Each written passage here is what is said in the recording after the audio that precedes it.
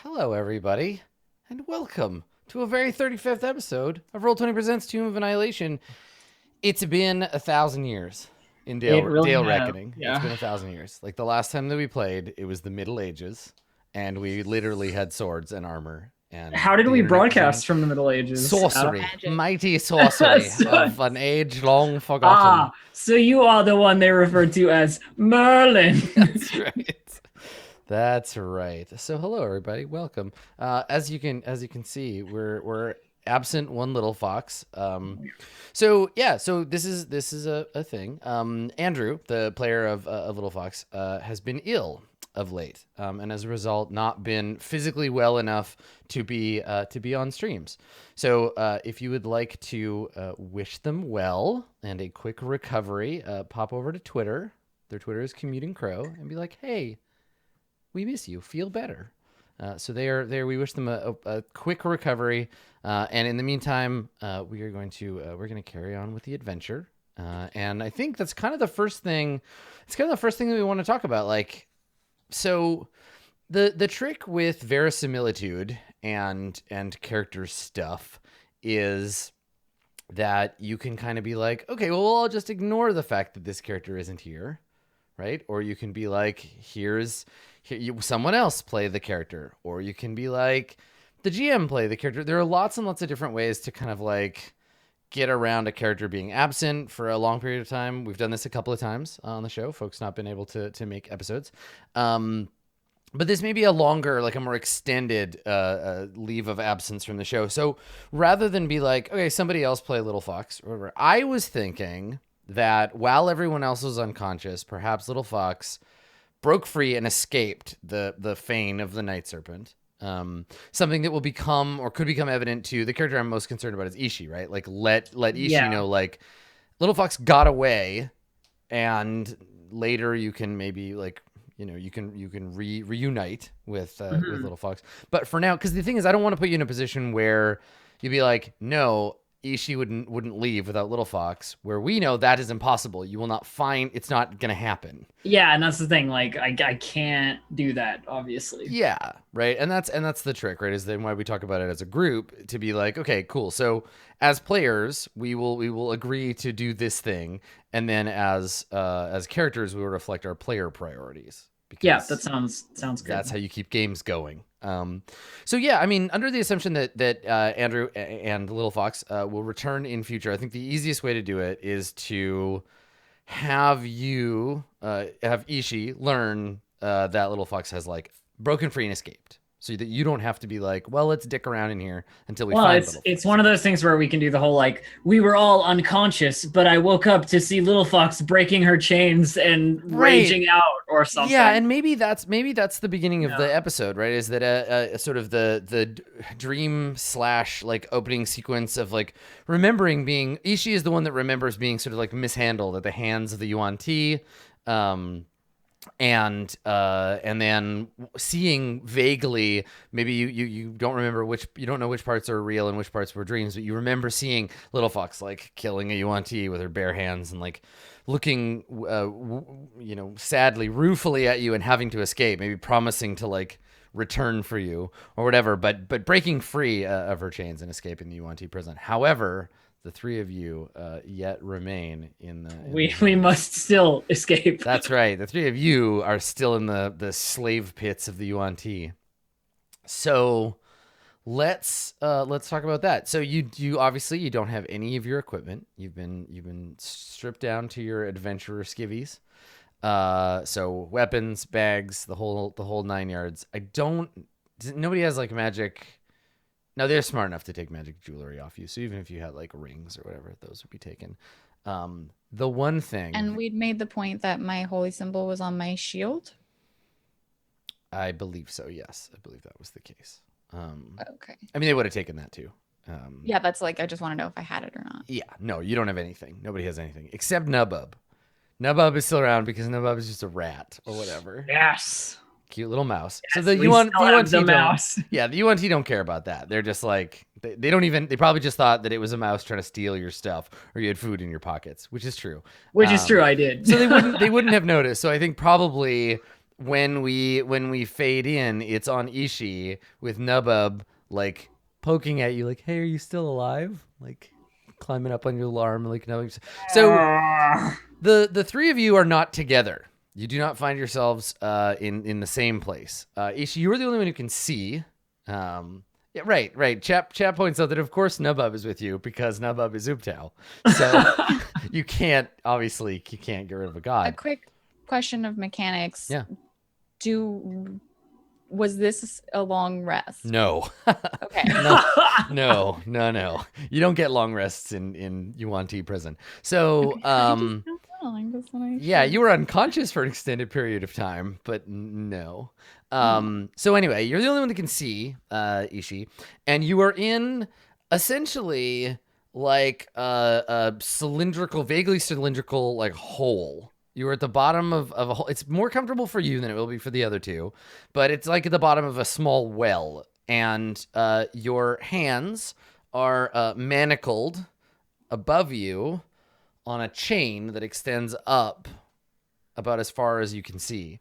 You are in like ankle deep water at the bottom of a well, and there's this long like chain hanging above you. And your only company is it's a tiny mouse.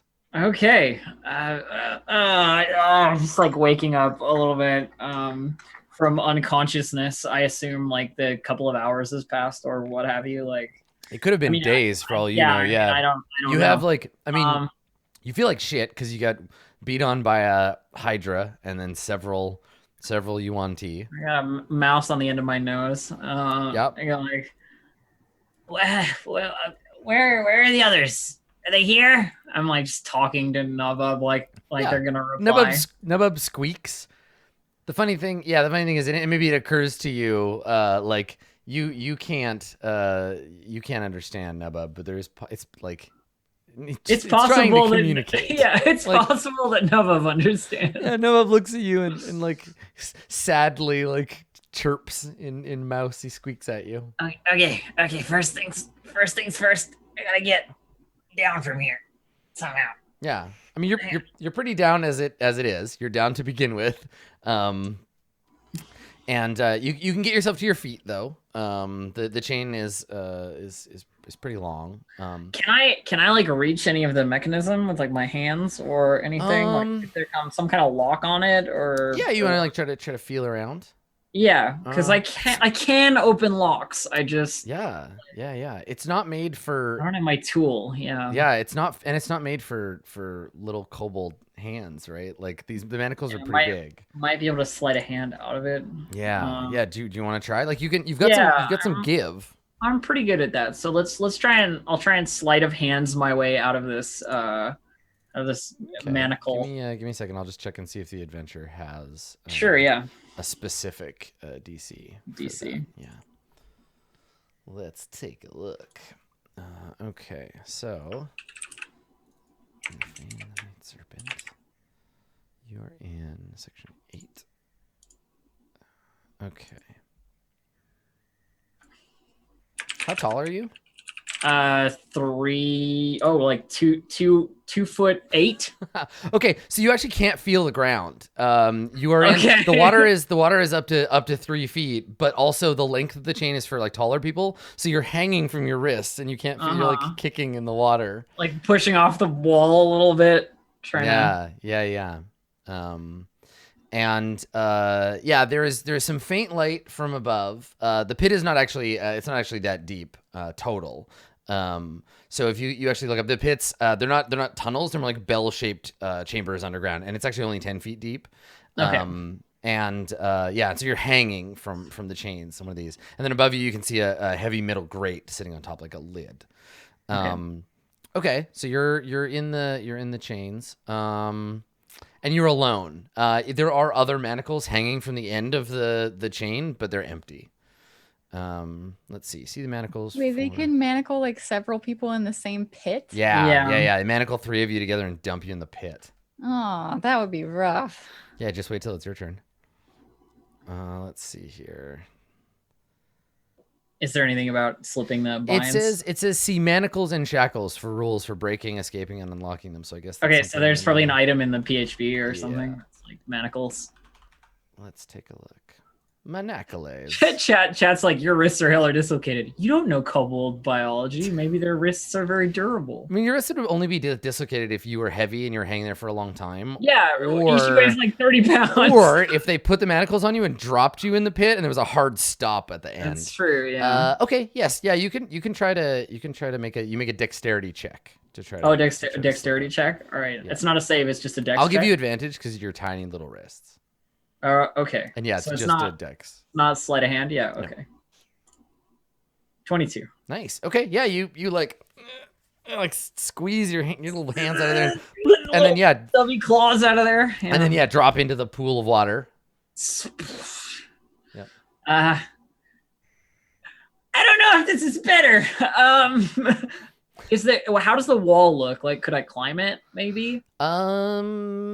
Maybe. Yeah. It's like it's curved, so you're kind of like on the inside. Oh, so okay. Like, yeah, it's like diagonal. up the inside of the wall. It might be tough. You sort of have to like monkey bar it. Yeah. Mm-hmm. Yeah, you'd kind of have to hang and climb up that way. All right. How can I get out of here? I don't have anything. So yeah, I mean, I guess if it's possible, I should at least give it a go. Okay. You want to try to climb the sloped walls of the pit? Yeah. So let's give it a try. Okay. Make an athletics check. Athletics check.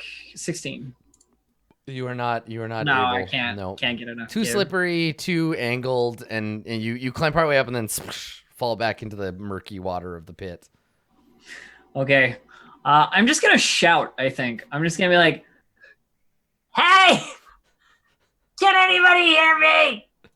Hello."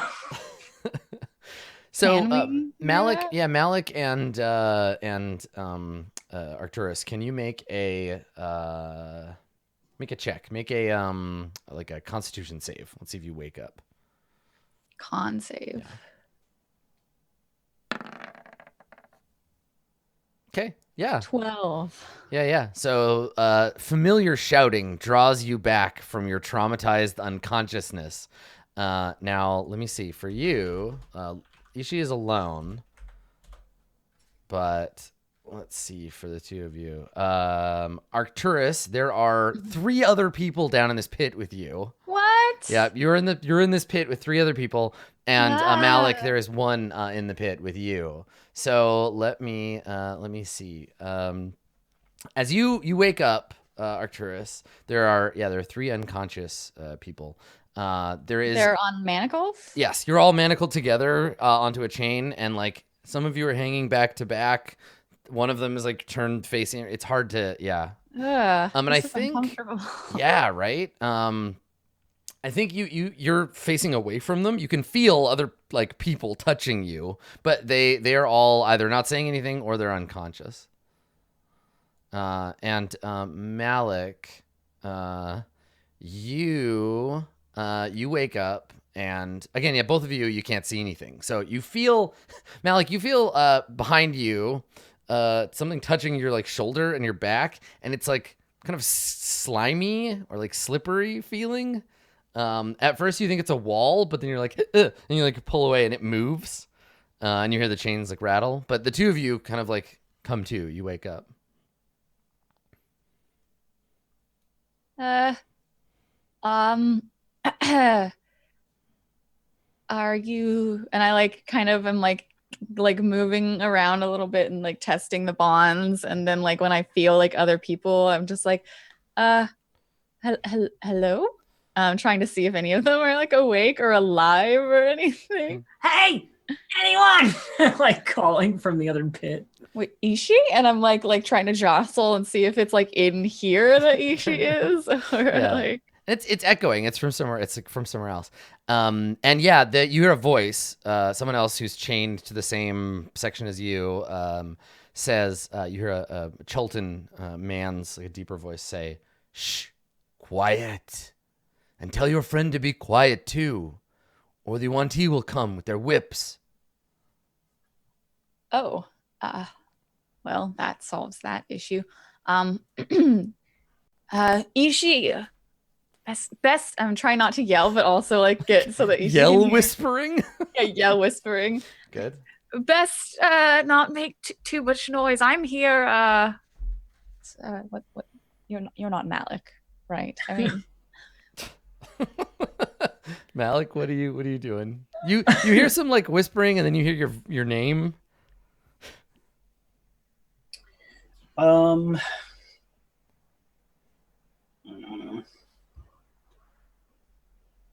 Yeah, he's just trying to like look and feel around and see anything, but he's overheard people saying like, "Be quiet." And he's like, "I'm alive as well, somewhere else." what was that? I can't hear you. Good. Sorry. I'm sorry. I'm ridiculous. It's fine. Oh, sorry. Right. Yeah, and I say to the other person in the thing, he's like, "You alive?" Let's see. Let's roll and see what happens.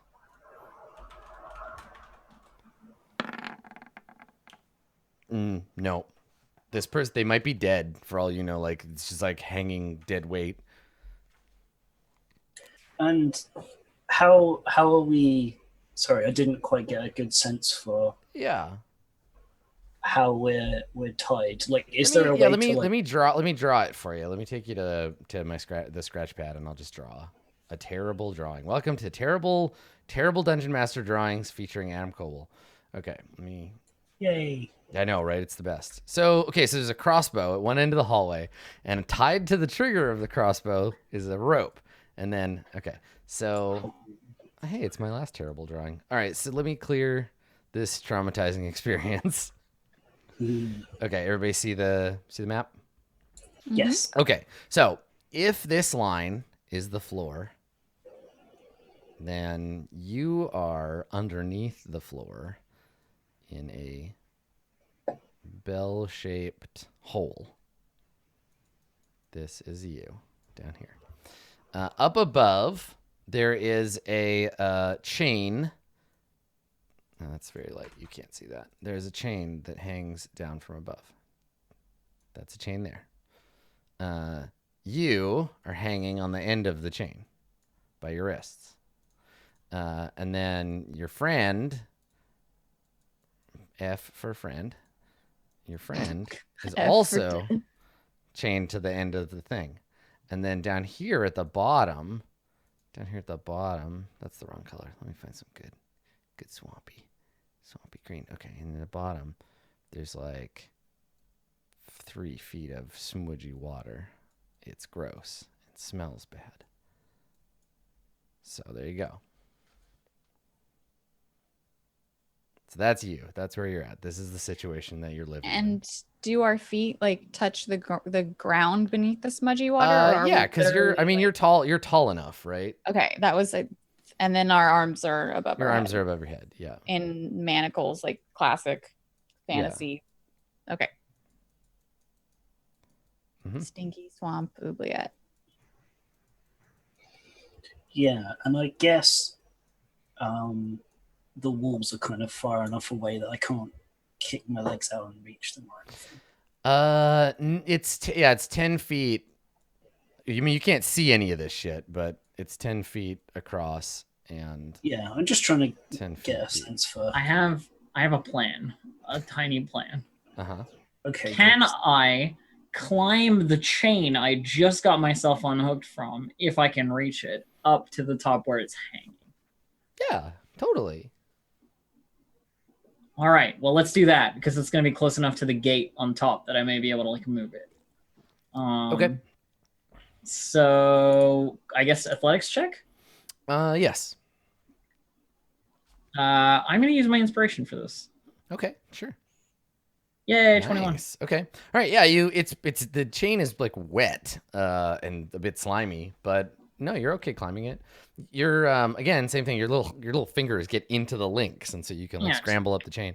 Okay. So on top of the thing, there is a huge, heavy metal grate. Goes up on top. It's great. So that's sitting on top. and the chain is fed through the middle of it. There's a hole in the grate, and it descends down Yeah. into the pit. So you can see the How- light up How above. far apart are the spacings of the grate? This is It's my tight next enough. It's tight enough question. you can't squeeze through. Damn. Nubub can come and go, but you can like get your little nose. Like we see above, and we just see a little nose poke through, like sniffing the air.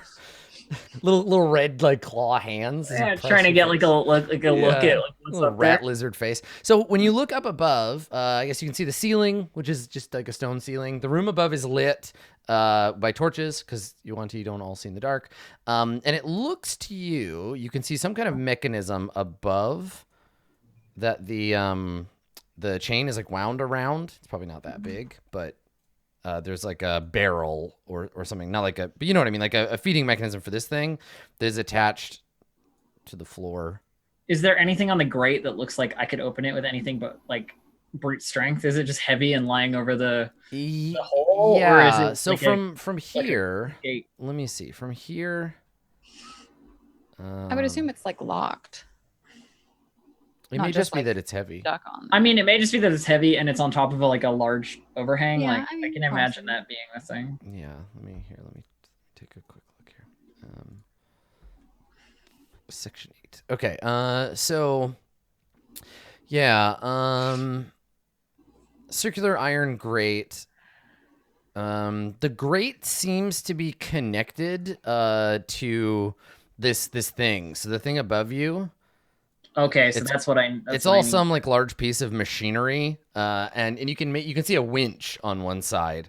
So you would imagine then that one or two strong Yuan-Ti would crank the winch that would pull the chain up and also lift the grate. The grate from Okay. here is thick and metal and heavy. Now the real question is, how Disney can I get with this? Is there a rope that I can be like, hey, go handle that, and then it'll like all come together in a perfect plan. You know what I mean? Like, Unfortunately, no, because it's in its release state now. Like there's nothing holding there's no tension holding okay, the they grid. need to, This like, is pull it. you need to create tension to pull the chain up and Okay, well, yeah.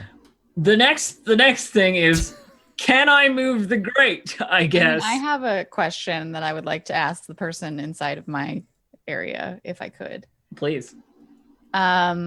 So yeah, there's the other Cholton gentleman who's like, don't make too much noise or they'll whip you. I'm like,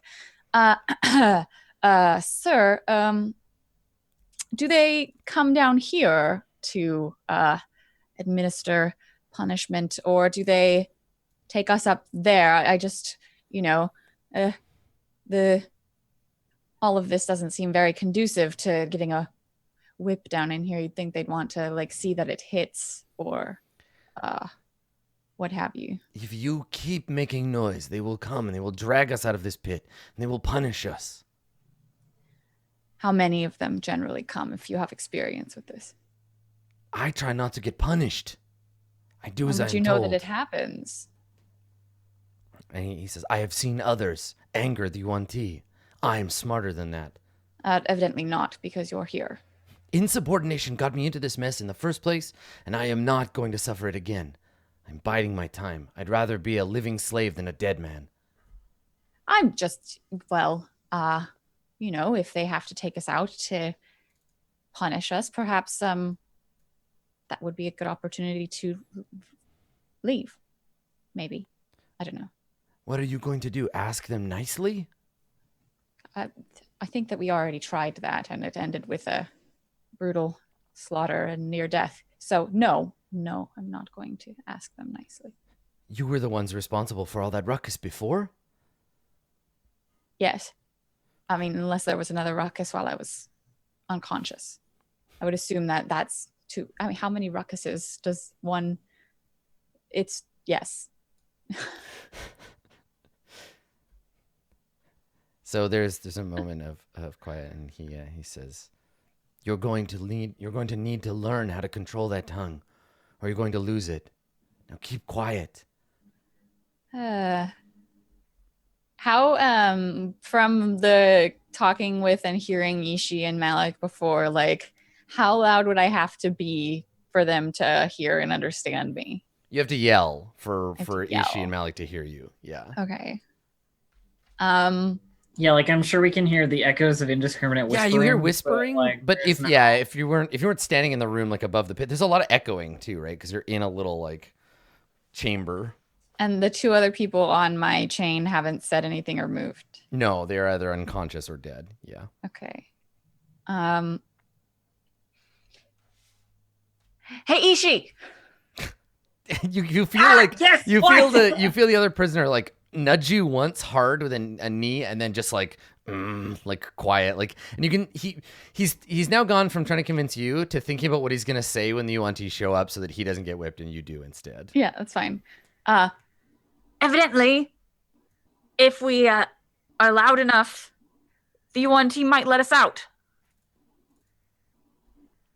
That doesn't seem correct, but to punish us, but you know that we'd not be in here, so I'm sure someone's thought of this before. well, Alec? there's sort of a winch thing, and it looks like I'm up on the grate right now. I like We're just yelling to each other. I seem to have fallen in a very deep hole. So Malik, you can hear the two of them like echo shouting at each other. Yeah, totally. What? You said the area above is lit. How much of it can I see? Can I just see? You just see light. Yeah, light and shadow coming down through the grate. It's Okay, like I can't see dimly. like any of the ceiling or anything. No. I shout back and I say, I've not got any bright ideas for now. Do what you want. Okay, hang on. I might be able to open this grate. Let me try and open this grate. I'm gonna try and open the grate. Adam, can I like try and Explain to me open? how you intend I am going to do hold on this. to the chain and like lever off the grate with my feet. You know, like so push you're up. you're hanging. Let me do a little terrible drawing of Ishi. here. Yeah, I'm hanging So on the you're- chain. You're I'm going here. to push with Here's my your feet. body. And your little Yeah. hand is like on the. You're holding on the chain. And your little Yeah. kobold legs are there. Yes, Here's your little tail. that is the plan. And Yes. the plan is to apply force this way with Yes. your legs while pulling That- down on the chain. Yeah. That Okay, but seems- so physics, if we take a look, the chain is attached to a thing that if you pull down on it will push down on the thing. So even if it wasn't yeah, but heavy, you're- presumably the grate like lifts when you pull the chain, but it's like loose, right? Like it's like a thing that like lands in it. It's not. it's not- Otherwise, I it's not, wouldn't like, be able sealed. to pull the chain. I wouldn't be able to pull the chain further. If You can't. were. The chain is already wound all the way out. But if you then I pulled- should be able to try and move the heavy part, right? Yeah, It's I'm like- just thinking about I'm actually trying to figure this out myself. So the wheel around which the sort of barrel the chain is attached to. Listen, this is some Dave knows what this shit is about. So if we're looking at the mechanism, there's like a cylinder around which the chain would be wrapped if it were pulled up, right? Yeah. But it's not. It's unwrapped, so it's just hanging from the end of the barrel that is attached to. Now, this thing has legs that hold it over top of the grate that it's on. So these legs are attached to the base, and when a winch thingy is wound over here, it pulls the chain and then pulls the chain ostensibly when it reaches its end is attached to, or something happens to pull the grate up. So if you're pulling down on the chain and pushing up on the grate, it's the same. Anyway, it's incredibly heavy. It weighs like 700 pounds. So no. I mean, I didn't really think I'd be able to do it anyway. Like, Dude, Yeah. you can't catch the grate. It's got like 30 dexterity. Yeah, that's right. The grate. Let me take a look because if there's a chance, I'll let you roll. You could get a crazy good roll. I mean, I can shove 700 pounds. I We'll think. see. We'll see. You have incredibly good stats. So, I mean, my strength is not that good. It's like average, but what is your strength? my strength is 11. Okay. No, you are definitely not strong enough. to Definitely lift not this. capable of doing that. Okay. You strain your little legs, and it doesn't go. You're just slightly above average strength. Alternately, can I pull on the chain enough to break the mechanism thing? No, I mean you're not strong enough to like. Yeah, I You'd mean, have I to you'd have like to yank the chain a bunch of times, and even then it would probably just come loose from the drum, and you'd fall into the water. I mean, Yeah. it can hold the weight of 4 like medium humanoids. I don't think that you have. I don't know. I'm just trying. So I scramble a bit. You can hear me like, exerting myself on something, and then I just go, okay, yeah, the being loud plan is the best plan, probably. I'm so sorry. I say to the person who told me to be quiet. Yeah. You want tea? I think there's been some misunderstanding. If you could just let us out now, that would be lovely. So the person that is hanging there with you, he's like, "What now? You're trying to get their attention?" Yeah. And he scowls, and you feel the chains rattle. There's another one of the people you wake up with your shouting, Yes. and you can hear him mumbling to himself. Oh, you're not dead. Let me check something here. I just need to see the effects of something real quick. So let's see. Okay, yeah. So this person is just like mumbling nervously to themselves, little bits and pieces of words. And the other person you're hanging with says, "Oh, now you've done it. Now you've done it. Now you've woken him up." And the person's like, "All right, it's okay, Sev. Everything's fine. Just stay quiet." And you're like yelling, like, "Wanty, help! Come here!" Okay. Sev? Yeah, that's the name that he said about this person. Malik, do you want to be doing anything while we wait for the Wanty to come and yell at you? I'm looking at all the things that I can do. I can't do very much. No. Have they at least kept my hair tied up, or is it super, super long? Oh yeah, no, they took everything. So you're just like, yeah, It probably goes down to like the bottom of my back then. yeah. I was just wondering. No, I don't have any plans. If I could see out, I could teleport out, but I cannot. So. Okay. All right. So And like I like interrupt my like polite yelling for a moment. I'm like, I'm, really sorry, but I'm sure that I'll have a better chance of it outside of this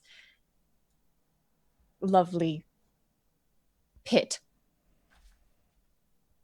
Arcturus, did you run out of breath? Here, let me try. okay, so you're just gonna wait until someone comes I have no unless other it just way to doesn't happen, right? Unless there's a secret passage like a brick I can press somewhere. No. Aladdin style. Yeah, exactly. You climb back down, you dig around on the walls, you find a loose brick, you pull it aside, and you draw out a piece of paper upon which a note is written, and the note says, "You're fucked." Yeah, great. Rip. So yeah, okay. So time passes, and then you hear a door like clash open, and the sound of the door like any unconscious prisoner like wakes up at that terrible sound of the door being opened. You can hear the slithering sound of Yuan Ti into the room, and the prisoners all start to like tremble or like mumble in fear to each other as the Oh the yes, Yuan Ti enter. down here. So there is a moment, and then you hear a voice from above. What? I'm rather uncomfortable and quite hungry. Learn to appreciate the experience. I'd rather not. If we could just have a talk, up No there. talking. You are assassins and lucky to be alive. I'm actually a Ross cleric, spared but you. I'm sorry. I was told that if I made enough of a fuss, that I would be punished. And then, like, there's a moment where they're like, "What? It has to be a trick." And then the Yuan Ti says, "Oh, don't worry. Your tasks will be punishing enough. Tasks? And then he What, starts. do we have to clean this place? It's very dirty. He starts to slither away. And, Really? and the I demand to see your manager. and the person you've been talking to nudges you again and is like, "Quiet! You're lucky they left." Not really. Well, if That was my only plan. if you want to speak with them again, give it time. We're not just prisoners; we're slaves. There will be tasks to accomplish. Oh, well. Do they come on a schedule, or do we just... I like how you're just like, but so is it like when's dinner? Yeah. You're I like, don't know. Arcturus has never been put in I a know, jail. Arcturus is like the protagonist of Orange is the New Black. Like Ishi is very good at jails. Yeah, Arcturus is not. Yeah. So here I gotta check because your friend Malik has woken up, and I just need to see. Oh, they're not dead. I need to see. Is it Artist Simber? And if it is, It's definitely not. can I murder Artist Simber, please? Oh, this is perfect. So Malik, you feel like wriggling movement as the person next to you like moves slightly, and then you hear muttering in Draconic. So you hear this person say, "Who is that? Is there someone else in here with me?" And like you feel them like nudge you a little bit, and they're like, "Oh, I am sorry for your fate, friend. It seems you have joined us. But you can't understand me, can you? Alone, still. What a shame." Yeah, I give it a second, and I speak back in Draconic quietly. I say, actually, that's where you're wrong.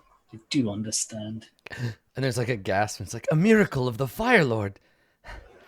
I thought I would go mad. It's one thing to be imprisoned, another thing to be imprisoned with people who cannot understand you. What? Who is this? Who are you?" We came to kill this thing. It did not go well. Nothing sadder than a failed assassination attempt, hmm? How about yourself? How did you end up here? I am far from home. I became lost after an outing and was ambushed by these snake men. And I thought they were bad enough on their own. Snakes are one thing, men another, but both together. My goodness. Yeah, and I like wriggle around, and I'm just like, you said they were kind of slimy? Yeah. You can't turn around to see them because you're manacled to the wrist, and it's dark down here. But I don't think you'd. Sure, let's go for it. So, men being bad enough, what are you? let's see. Does he have dark vision? He does not. Okay. He says, "My name is Gorvax. I am a warrior in service of Imix, mighty Fire Lord." Can I make a history check to see if I know who It would be a this is? religion check.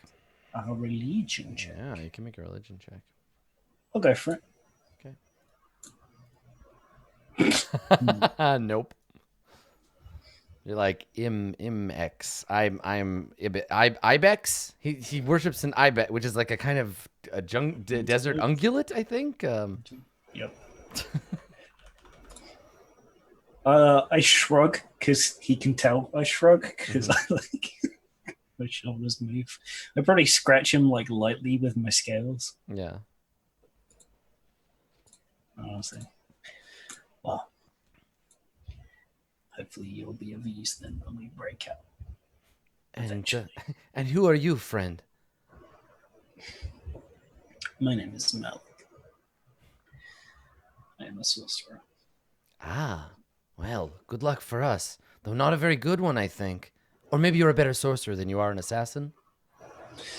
Certainly. Tell me, Malik, do you know any sorceries that can get us out of a prison?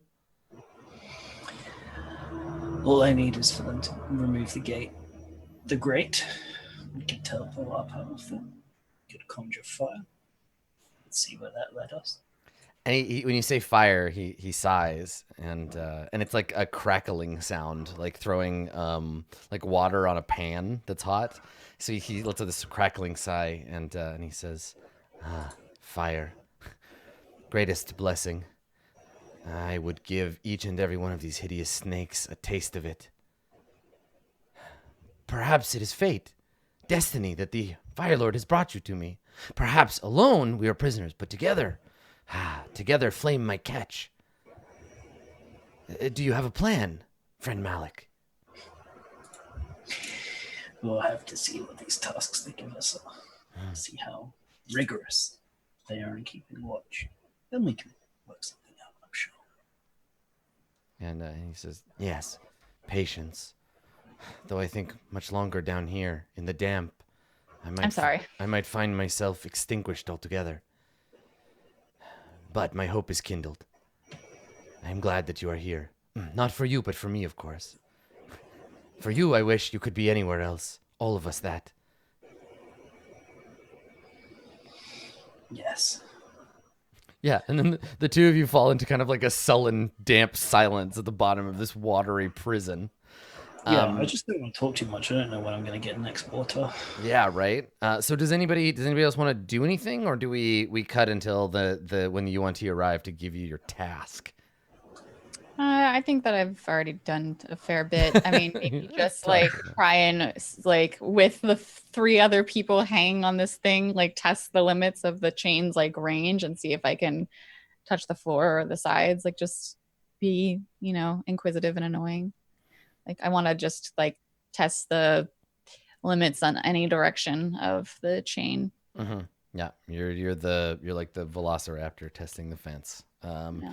Yeah, I mean, you're hanging from a chain in the middle of the room and you can't reach the walls. So all you Yeah. can do is like sort of slosh your feet around in this disgusting water. The chain is tight, so you can't like. Yep. And any jostling you do irritates your friends. Sev continues to like mumble, but has been quieted down by this other party. And then you have a third friend who is asleep or unconscious or dead. You might be hanging in here with a corpse. We'll see. Okay. Let's have you roll have all three of you roll a d6. Everybody roll a d6. We'll see who. This is just to figure out who gets. I got a 3. Okay. All right. So, Ishi, you win. Mm-hmm. You win. It's you. Is it a win or is it a non-win? You got the highest result. Can you roll a d100? Let's see what labor you are. What Okay, task sure. 3. 3. Okay. Nice. All right. So, there's a long period of time passes, and I'm gonna go back to the map. For us, I'll leave y'all on this screen, but I'll put you the map if you need it. So you you hear the door open again, and everyone sort of trembles in fear, and then you hear above you, you hear a whining sound. There's a clunk, and then the repeated clicking of the chain being wound onto the drum, and you feel yourself like. I mean, you feel the chains start to lift. Do you want to put the manacles back on, Ishi? Scrambled down the chain and Yeah. remanacle myself. I don't know if I can because I slipped out of them, right? Yeah, I mean, you can slip back in and then just spread your fingers again and be like, oh no, they're so tight and hard to take off. All right. Oh, no, yeah. Iron manacles. Okay. All right. So you are brought back up from the bottom of the pit. And the I think that when I hear people entering, I do the annoying talking again, like, hello. Yeah. And that's in the background, I would just say. Right. Yeah, you can hear that. Okay. So you are lifted. You're lifted up out, and then a Yuan-Ti grabs you and pulls you out into the room. So you can see this room that you're in. I'll give you the description. It is let's see. Muffled sobs and moans and the sound of Arcturus' rambling rise from 4 pits with circular iron grates covering them. A chain hooked to each grate stretches over a pulley bolted to the ceiling. So you can look up and see that pulley. And coils around a winch set into a nearby wall. Iron manacles dangle from hooks on the south wall. To the north, a faintly glowing stone disc covers the floor of an otherwise empty alcove. And carved into the top of the disc is a serpentine symbol. You've seen this symbol and disc before. This is the teleportation marker that Rasensi uses to boop around in the temple. Okay. There are two Yuan-Ti in the room, 2 Broodguard who are roughly dragging you up out of the pit, slapping your hands and feet into manacles and shackles, unless you resist. And they are accompanied by, where did he go? They're accompanied by a familiar, I mean, you of all people I think would be able to tell the Yuan-Ti apart, but they're accompanied by a familiar Yuan-Ti with a smug look on his snake face. It's Noth, the door guard that let you in originally. And hi. Yeah.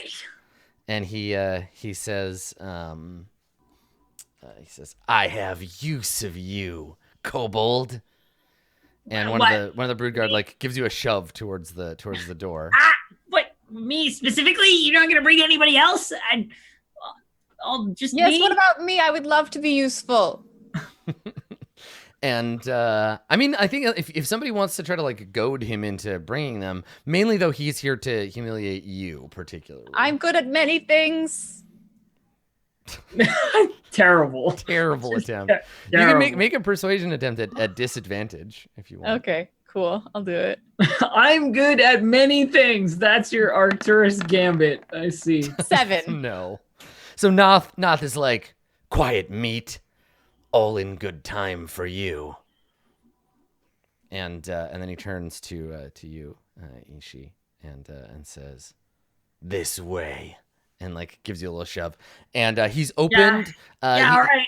Praise Dendar or whatever. There's a portcullis that he's already unlocked and is held up. He walks through it and pushes you through it, and then turns. One of the Broodguards pulls the portcullis down and clamps the lock back on it. And the 2 of you begin to walk out through the temple, through the grounds of the Fane. Now, it's not like everything is all just back to normal. There are like blood stains all over the floors and like, obvious signs of your having caused trouble here. Caused some issues. You killed like a third of the Yuan-Ti in this place, as well as making a pretty good attempt at killing their boss. So you're dragged or pushed, alternatively through the place until you get to a familiar looking area. You get back to the Triceratops pen. Okay. So this was the room where, and I'll pull you back here now that you can kind of see. This is the room where the basilisks were, and the giant statue, the big snake statue. Yeah.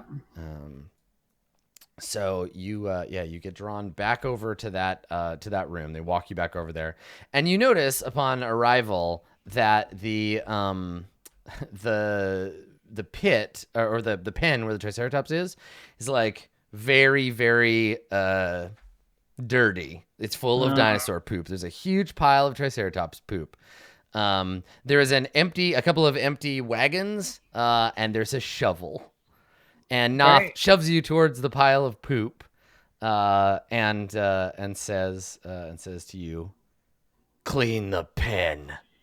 And like stares down you like, hey, you're so small. And the shovel's like not that big, and it's gonna take hours. You look up, and the Triceratops looks at you kind of embarrassedly. Okay. Can I get a look around? Like, the things I'm mostly interested in are like where our stuff might be. Mm-hmm. And like where that lady we spoke to is, for example. Yeah. I mean, you look around. You can see what you can see, right? Like on the map. Okay. There are a couple of Malisons kind of coming and going from the area. There are the brood guard that escorted you in, and there's your buddy Noth, and Noth is just gonna stay right near you and just like watch you shovel poop for however long it takes. Okay, well, this is gonna be boring. You don't know this, but I'm very good at digging, and also, it doesn't bother me at all. Like scoop, womp, scoop, womp. Yeah. I'll just dig this pile of shit, I guess. Okay. All right. Make a Constitution save. Let's see if you can finish the job or if you like. All right. Falter. I got pretty good Constitution. 11. All right. No, 10. A 10? Yeah, 10's fine. So you manage, like, by the end of it, you're covered in Triceratops poop. Both of the wagons are full of poop.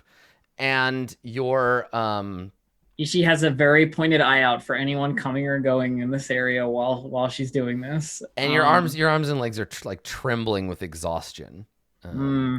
And you fill up the carts, and Noth sees that you're done, and he's like kind of been like the first few hours it was like, hey sucker, shovel that poop, and then he was like, all right, I'm done being pleased with this, but I can't leave. And then he probably ended up taking a nap leaned against the wall, and so you finish it and he's kind of like, yes.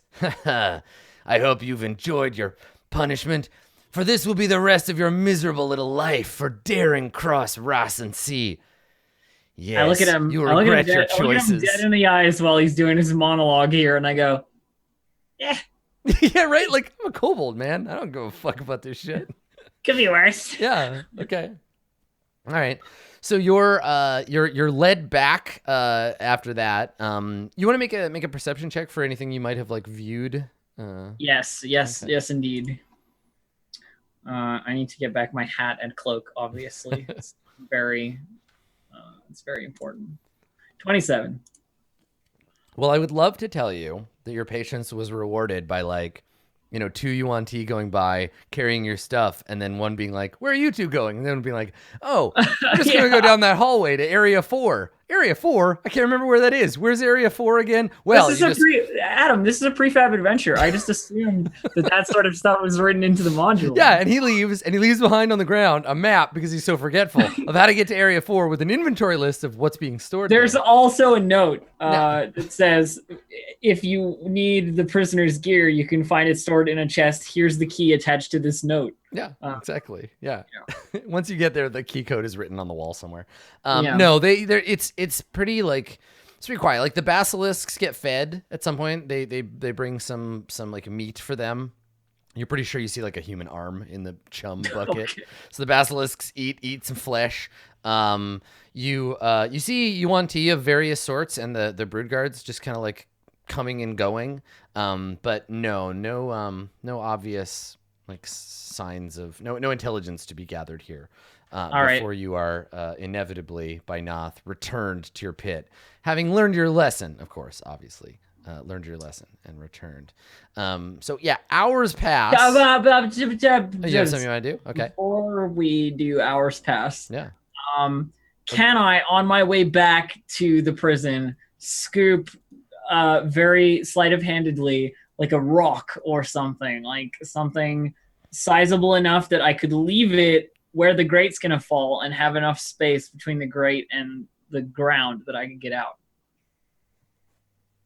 So the idea is that I want to jam the grate slightly open using the rock and then squirm my way through a small gap. But I need to pick up a rock. You need a rock that's bigger than the holes in the grate already. And then this kind of a rock. Yeah, I don't think there's a lot of debris down here. Like it's not a ruin. I can't think of anything that you can find like small rocks and stuff in the poop. What about a hardened piece of poop? I mean, it wouldn't be that hard. This Triceratops got some hard fucked up bowels. He's making rocks. Yeah. Listen, I know that petrified dinosaur droppings are a thing, but they take millions of years to make. They don't just come out of the dinosaur petrified. Look, I'm trying to come up with a plan here. I mean, if you're looking for stuff to pickpocket, Noth has like a key ring. Yeah, let's take that. let's take the keys. What kind of well, he'll notice right away as soon as he goes to lock the door, right? But you do notice. Yeah, but what I'm gonna do, Adam, is I'm gonna take the keys and then I'm gonna kick him into one of the other pits. So that he won't be able to find them on me. So he's a type 1 Malison. So he's got a human body with a snake head. So he is one of the Sen's Fortress snake men. Yeah. Yeah. Okay. You want to try to pickpocket the key ring off of Knott's? Yeah. Let's give it the old college try, as they say. Okay. All right. So they bring you back to the room. And Noth takes the manacles off of you and puts the other ones on. Where, I guess, let's make the roll to see if you have the keys on you when this is happening. And where are you going to keep them? Because you're just wearing like a shift or whatever. You're wearing your under. I mean, Ishii is wearing nothing. Like, yeah, you're naked. So the only place to keep it is like in your mouth, because like there's not a lot of room anywhere else on you. Yeah, but she does have a big mouth, so that's a good call. Mouth. Yeah. Yeah. All right, that's what I'm gonna do. Definitely. There it is, right there. Just jam it in your kobold hole. Okay. All right. So what you want to do is steal the keys and throw them in your mouth. So he doesn't. Okay. And then while he's not looking, push them into one of the other holes so that he can't find them on me. That's my plan. Okay, the other holes are pretty far away. Yeah, but I could like kick it, probably. So the plan is to keep it in your mouth and then at some point spit it on the floor and then kick it across the floor before he realizes they're missing. Okay, you know what? I'm not saying it's a bad plan. I'm just trying to understand.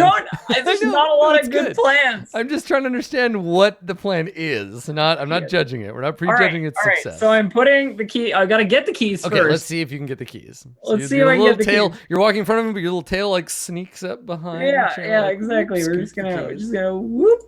Okay. Scoop him with a 20. All right, let's see if he notices you. I'm trying to scoop his keys here. All right, Noth.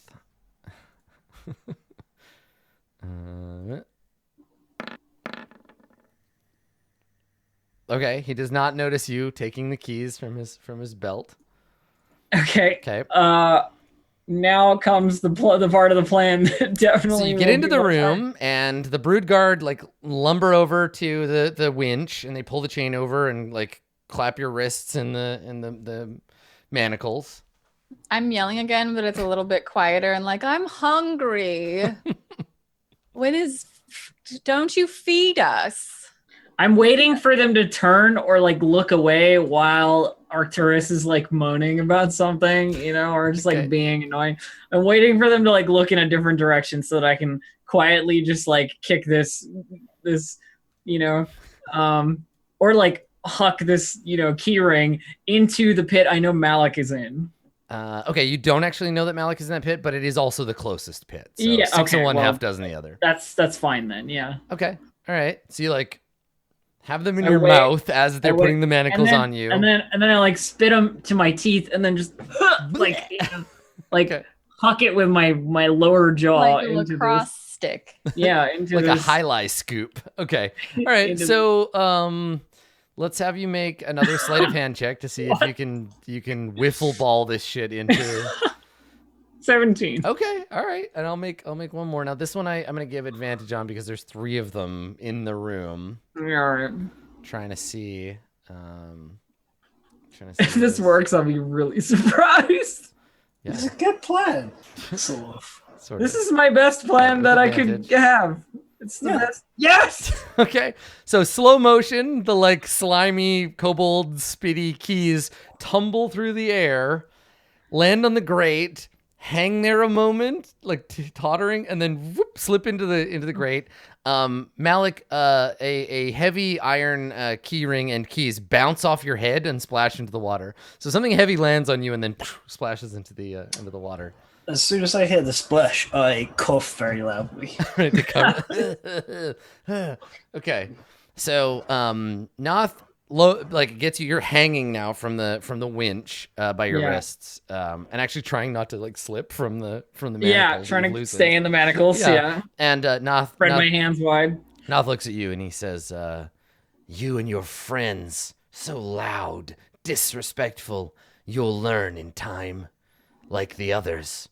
I mean, what do you expect? We tried to kill you. And he turns from the brood guard and he says, "Lower this one in." And then Noth goes to leave. The brood guard cranks the thing and lowers you down into the water, and the thing closes on top. Can I just say that during my descent, I activate my amazing grovel, cower, and beg ability to, appropriately be like, "Of course we'll learn. We'll be the best slaves you've ever had." Yeah. All that business. Yeah, totally. Okay. So that's got him all like, yeah, see? Good. Well, that was fast. You learned quick. I'm a kobold. I learn real fast. Yeah, right. So you get lowered in and he's like, so I'm gonna roll, make a charisma save. Me? If you succeed, he's too puffed up by like, oh yeah, see, I told you, because he's just like, you'll learn to respect, and you're like, I'm sorry, please don't, you're the best, and so he might be too distracted to remember to lock the portcullis, and so not realize that he's missing his keys. Yeah, all right. 13. Okay, all right. So I'll roll for him. I'll roll an intelligence save to see if he's smart enough not to be a total idiot about this. Stupid Noth. You're so stupid. Let's see how stupid he is. He's pretty smart. Damn. So he gets to the door and he turns around. The brood guard closed the portcullis and he goes for his keys and he looks up and he's like, what? Where are my keys? And he slithers back into the room. And I think he begins to winch you back up, assuming you've done something. Okay. Starts to wind you back. You get pulled back up. You're only down there a second. Yeah, I'm still sniffling. Yeah. So he pulls you up, and he looks at you, and he says, "Tell me where my keys are." And I need you to make a wisdom save as his eyes glow. 14. Okay. I think you get it. I think the save is 13. Let me check now. Yeah, I'm pretty sure it is. It's a save I've paid a lot of attention to. It is. It is a DC. Okay, so you can lie if you want to. I don't know. I didn't do anything with them. I was just saying how I was going to be the best slave ever, remember? Make a deception check. Okay. 21. Oh, Jesus, you're such a good liar. What? Nope. What? So, Noth, Noth is like, she's lying. And the brood guard, like his tone of voice, the brood guards start to like rub their hands together, and you can see them getting all excited. And we heard this, right? We heard the "Where are my keys" conversation. Yes. I have them. They're down here. I mean, no, because he knows that Ishi lied. So you can keep shouting. Like Ishi said he didn't know where they were. I obviously have them. The brood guard, yeah, but the whole plan is to try and get out of here. So Noth is like the brood guard start to get excited because they know what comes next, and Noth heads over to the wall and I definitely have them. Pulls down a long barbed whip and approaches you menacingly. And I rattle the chains in my like manacles to try and see your keys right here. Arcturus has been volumed down in the mix. This is an ominous moment that Arcturus is not allowed to ruin. And Noth approaches ominously. And the music gets a little like the Scary Yuan-Ti theme plays, and then we fade to our first break because this is all very like more or less PG-13. So like we don't have to watch Ishi get whipped, but essentially we'll tune back in and see if you are able to like withstand the torture, or you told Noth where the keys are. I feel like stand back. I feel like scales are gonna help you getting whipped. Like when it comes to a whipping, I feel like scales. I mean, it helps a little, but it just means they have to do it longer and harder. But yeah. So Ishi undergoes some torment, and then we'll see how it goes, whether you're able to keep the lie going or not. We're gonna take a quick break, and when we get back, we will continue with the adventure. Do not go anywhere. We'll be right back.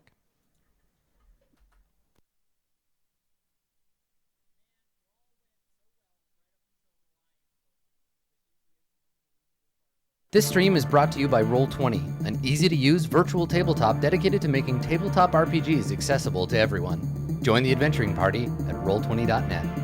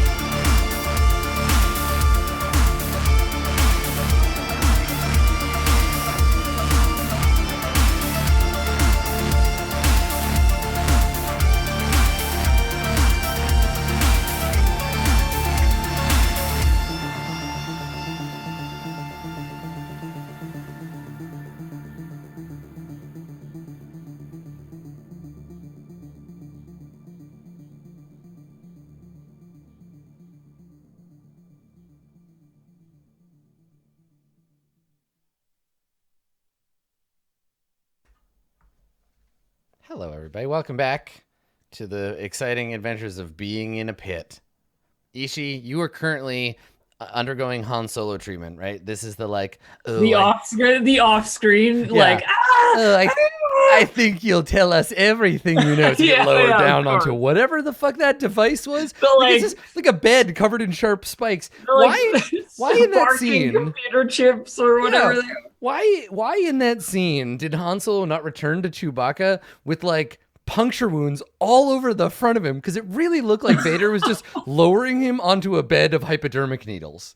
I don't know. Listen, things George Lucas never explained to us. I bet you it's in the extended universe. When you do like what's that needle acupuncture? Do you have little holes in your skin afterward? No, but these are big. These are like big honking like medical props. Look at the torture table from Empire. It's nasty. Okay. It's nasty stuff. Also, the screams that Han Solo is making, clearly it's not a pleasant experience. Yeah, and that's the scene that we get. I wonder where they would take you to... They just removed all of his midichlorians. Oh, you... Oh shit! They filled him with anti-midichlorians. Okay, so Ishi, I will take you. They take you to the lab. The lab to work on you. I'm keeping my eye out, Adam. Yeah. So you're led through, and this is just for we don't see this on screen. This is just for me telling Elf. So you're led through the scary chamber of the Night Serpent, and you're led down through the poop shoveling room that you were in, the shovelarium, and then they take you through the big blood soup Conan the Barbarian homage chamber. Oh, the delicious room. Okay. Yeah, the soup chamber, and then south from there. So you're taken south down into this other room where they're working on all kinds of scary experiments. So we'll come back to you in a second. All that stuff will happen off screen.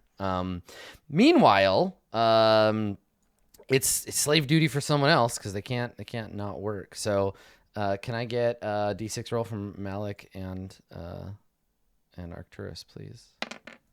Who's gonna win? Whose turn is it to get work? Oh, look at that! You're gonna get taken out of your hole. Yay! All right, make a roll, please, and see what you and your friends get tasked with doing. What roll? D100, please. We're gonna do 96. 96. Okay. Look at that. It's more poop scooping. There's a lot of no. It's not. Oh. It'd be pretty intense if the table was 3 to 96. They have a lot of poop to scoop here. Everyone scoops. Look, the the Triceratops is just having a very hard time. Okay. Oh no. So, you are brought up because one of the unconscious prisoner. So not Sven or whatever his name is. The unconscious prisoner has died. Oh no. So they bring you up back into the room, and there's a bunch of brood guard. And so they bring you up into the room, and you get a look at everybody attached to your chain. Oh dear.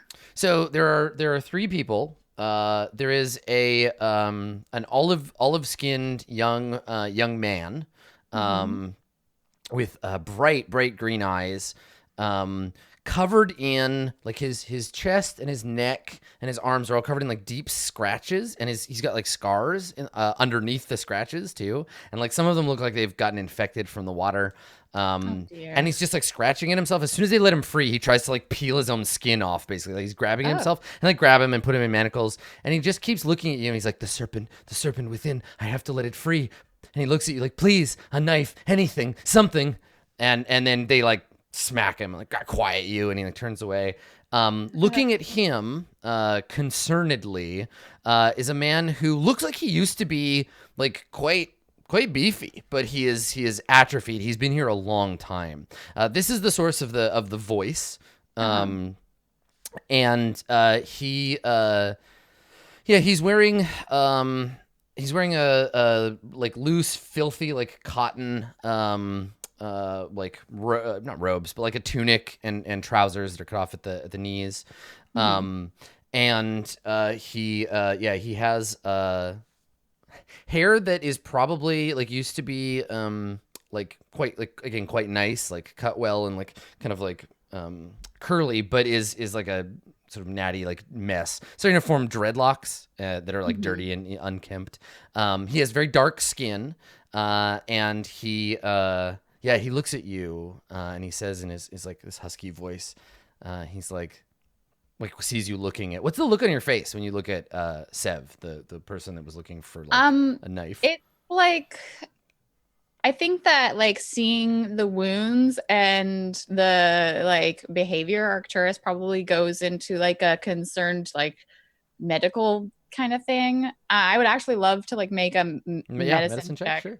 Yeah, go for it. Just like see what I can tell from looking at this guy. Would it be like normal or? Yeah, make a medicine check. Um. All you can tell is the wounds are self-inflicted. You don't see any sign of like anything else. It's not lupus. Yeah. So it's just there's a bit of like curiosity, and then like concern, and then like pity. Yeah. So yeah, when you that's the look on your face, and this very dark-skinned, formerly like muscly person looks at you, and he shakes his head, and he says, "There's nothing you can do for Sev now." Right. So is it and I like clear my throat and look at the brood guard and what's his butt. Shall we be fed then? Or So I mean, there is a third person, right? Oh, right. You said they were right. There's another person on the chain. Let me just see. I think I have a proper name. It's here we go. Okay. So this person has a they have dark skin too, but it's not they're not from here. It's like a mahogany color, not the kind of like deep like Chelton dark skin. So it's like a person with like a mahogany skin. They look like they have like a nasty wound. He's not wearing a shirt. And there's like a really gross like weeping wound on his side, like he was stabbed with a sword or a spear, and it looks like he's succumbed to the wound. Oh, he's dead. Yeah. And so they pull us out, and then like the man looks and sees this other guy gets dragged out and thrown on the ground, this corpse, and the man you've been talking to, he shakes his head and he says, "Poor Lamar," and he says something in a Chelton dialect that you recognize as like a prayer, basically like crossing himself kind of thing. And the brood guard like smacks him, and he says, "Enough." And the Malison that's here, like looking at all of you, says, "There is a task for you." I look at the corpse, and he says, "Pick that up." All right. And I like look around a little bit, and I've got like my manacles on. I'm like, rather difficult, you know. And the UNT doesn't care.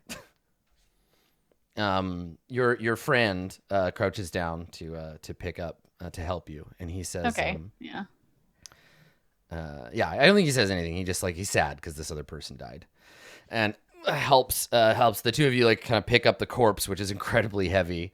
And he says, "Come on, this way," and leads you through the halls. So I'm doing the same thing Ishi did, keeping my eye out to see if we pass anything useful or whatever. Dragging the corpse with you. You and your friends take a long but familiar path through the blood chamber. Through that chamber, and then I think they would take you south. South through the blood chamber? Yeah, south through here. Okay. And then through chamber 14. Hey, Ishi. Yeah, Ishi's unconscious. I will describe what you see. Oh no. You drag this body into this room, and we see the room. Obviously, Ishi is like post torture. So I'll describe it for you, and you see this, and maybe, I don't know, maybe you think the worst, but the room that you walk into is, let's see, the air. This is great. The air in here is moist and sticky. There is some natural light spilling from cracks in the ceiling, and mud coats the floor. Stone workbenches are laden with clay bottles of various shapes and sizes. Toadstools, snake roots, and belladonna plants grow amid the clutter, fed by water seeping from above. Standing near the plants, I think maybe you see someone with like a pair of like scissors, like making cuttings from the plants. Standing there is a hairless man with scaly skin and a bronze I guess a pair of bronze scissors. Lurking near the shadows, you see 5 slouching humans that stink of decay. Ugh. And then lying on one of the tables, you see Ishi Snaggletooth. No, Ishi. Yeah. So you get led through this like room. If we're being, are we passing through or are we stopping here? You're passing through. There's a door on the other side. While we pass through, I whisper at Ishi. Are you casting a healing word at me? Yeah, I just say feel better soon. Okay, let me see if they notice and try to interrupt you from casting a spell. It's just verbal. Yes, yeah. So I can do it even with my hands full. I made sure to check. Mm-hmm. I just don't want Ishi to be all tortured and hurt. Sure, yeah. Okay, let's see. Wisdom check.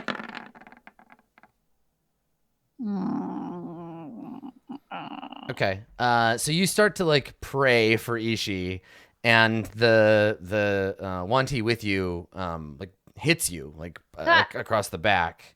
Okay, so you don't get. You can make a concentration check, I think, to see if you can finish the prayer. Finish? Yeah. Okay, concentration. Yeah, like make a Constitution save. Yeah. Okay. All right. So I'm able to get it out even though I'm hit in the face. Okay. So Ishi, you get the 4 HP. So you're not unconscious anymore, but you can still pretend. I'm definitely going to pretend. The circumstance requires it. So you and your friends are led out into this chamber down here. I'll open the door for you so you can see it.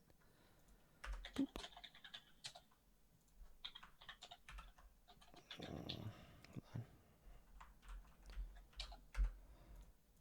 Oh, it might be dark for you down here. I don't think there's any natural light in here. Let me give you a torch.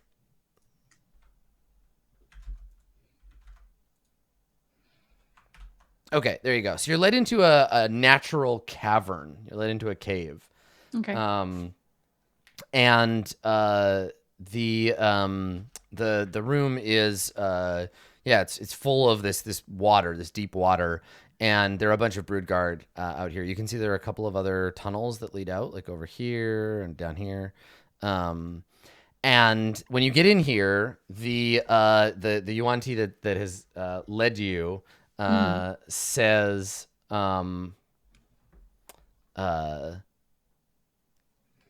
give him here, and gestures for you like to drop the corpse, like put him down. Fine. Okay. I'm not attached to carrying corpses. So the Yuan-Ti bends down, picks up the guy's arm, takes out his knife, and starts hacking the guy's arm off at the elbow. Oh, is this truly necessary? And he hisses at you like, quiet, and like chunk, chunk, chunk, and like chops the guy's arm off, and it's dripping blood, and he hurls it into the water, where it floats, spreading blood, and then bloop sinks down into the water. So sorry for your friend. Yeah, I mean this guy is just staring in like fear. Yeah. And you wait, and the broodguard are all staring at the water like, oh, so exciting! Like whatever's gonna happen is gonna be rad. And you hear a sound, quiet at first, the rushing of water, and drawn by the blood to feeding time. First you see a single crest of a green scaly like fin come out of the water, then another, and eventually the Hydra raises up out of the water, its head's flailing, and the Yuan-Ti they all kind of back off nervously, but like that kind of like amusement park ride kind of nervous. So they're like, I'm scared, but this is fun. And the Yuan-Ti in charge looks up at the Hydra and then gestures at the body, and then its heads snap forth and just start tearing apart the corpse. Ugh. And you're like Does it look injured still? you're still no, it's fine. They regenerate like crazy. You're still chained to the corpse. So like you're getting pulled around. And you have to like hold back while it's getting like yanked on. You get covered in blood. And the Hydra tears apart the corpse in a matter of moments, swallowing chunks of it. Again, all off screen. We just see like the shadow of the Hydra kind of like grabbing at the body, and then we see the three of you covered in blood. Sev is looking up at the Hydra in awe. Your friend is kind of like looking away in disgust and fear. What is your response to all this?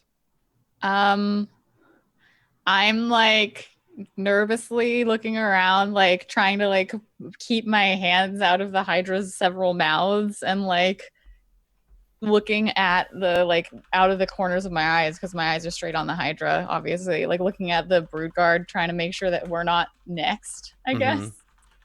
Yeah. And the Yuan-Ti looks at you and he says,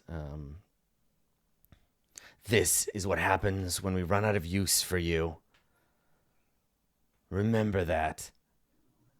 And he grins, big snaky face.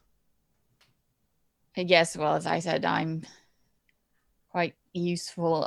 Not in, and like Arcturus is just not able to like make a good joke or whatever clever thing. Yeah. Is there? I guess I'm glancing around to try and see if there's like more light coming from down the hallways that I can see. You can see what you can see. Yeah. Yeah. Yeah, that's just shitty. Right.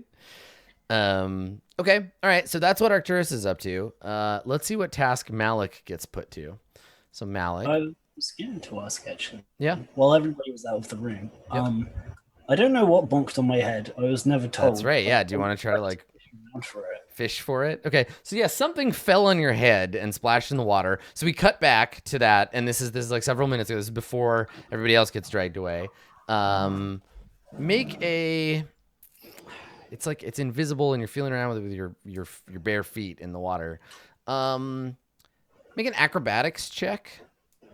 I think. Yeah, I think that's like because trying to like stretch and like use your feet to pick. Yeah, sure. Yeah, that's sleight of right. foot. I mean, I think acrobatics is just like bending and stretching. So. Yeah, I don't have any luck left because we've not had an actual rest. It's just been time passing. Yeah.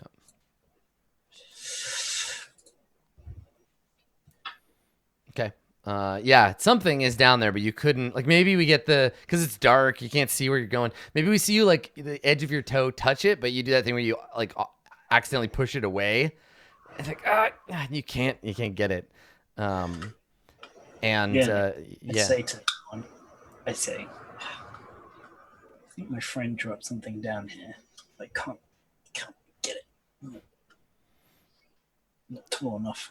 It's not long enough. You say that you're like, I'm not tall enough, and your companion laughs, and he says, well, I'm not going to be of any use to you.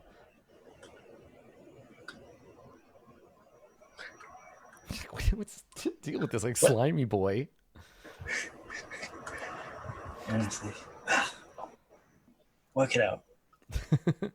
roll. I can't do somatic components with my hands. No, not with your hands bound. No. You know, wave your arms around. Make a D100 roll. Let's see what they bring you up to do. Okay. 35. 35. Okay. All right. Let's see. So that's area. I'm just gonna check where you get taken to. Area 35, area 13. Okay.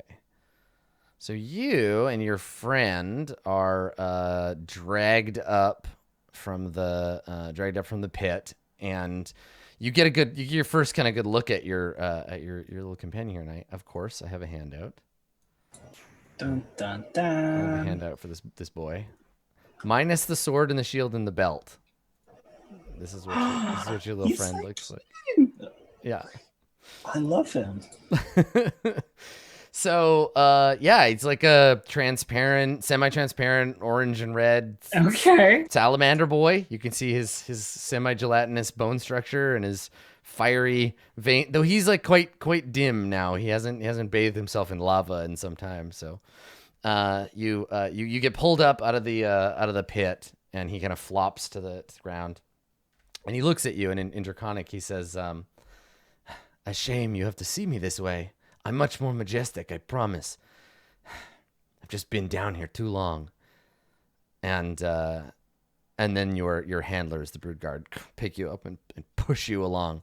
So you and Gorvax, your friend, get taken down to that same intersection, all the way down here. But this time you're taken this way and down this diagonal hall into what looks like a storage room of some kind. I'll read you the description of this room. Okay. So, let's see here. This is room 13. Okay, so for you, Malik, yeah, it's stacks of sturdy wood crates, bundles of cloth, and clay amphora litter the floor. There is an enormous snake, a giant constrictor, in the room, kind of like laying amongst the barrels and the crates, and it looks up when you and your friend are brought in here, and it speaks. It speaks in accented common to the Yuan-Ti. It says, "These are the ones who are going to help me clean up this place." And the Yuan-Ti nods. "Yes, Hazimas." And the snake says, "They don't look too strong, but I suppose we lost the strong one to the jungle. Very well. You may go." And it tips its head, and the Yuan-Ti nod to it and leave. And it says, "As you can see, slaves, the room has become untidy. I lack the digits to remedy this." And kind of gestures with head "Go ahead, begin." I can't very well lift anything with my hands like this. And it looks down at the manacles and says, "Those who came before you did just fine. I think not, sorcerer. You stay bound. Make do."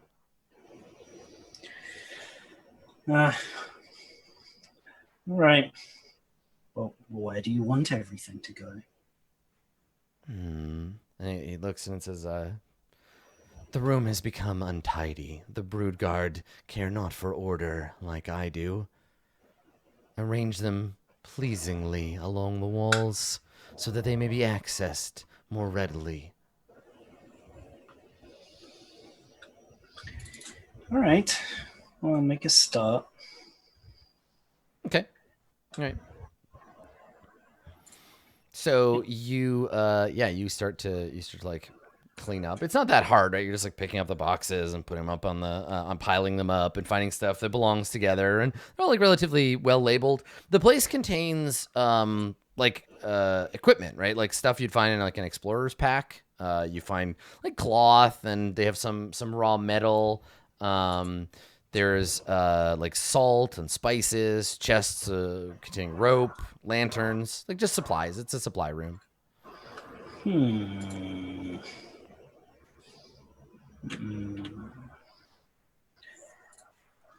That's good, because I love supplies.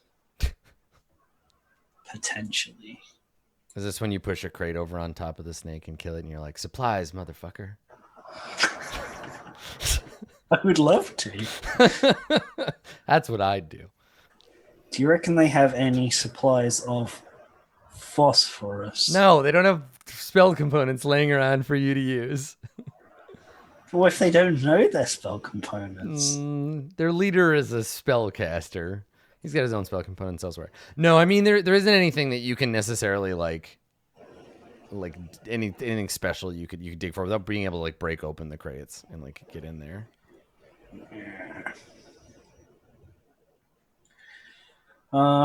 Okay. I'll help. Instead, while we're working, I will talk to the snake. Okay. I'll be like, so why have you joined up with this guy? And just kind of make small talk. Try and ingratiate myself a little bit. Yeah, make a persuade roll. Let's become friends with Snake.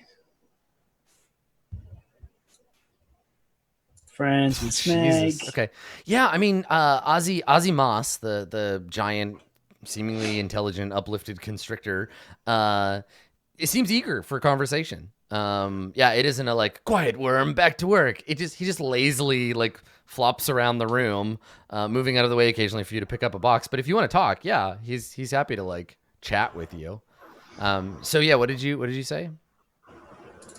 I was asking him, like why he was working with Russ and C. Right.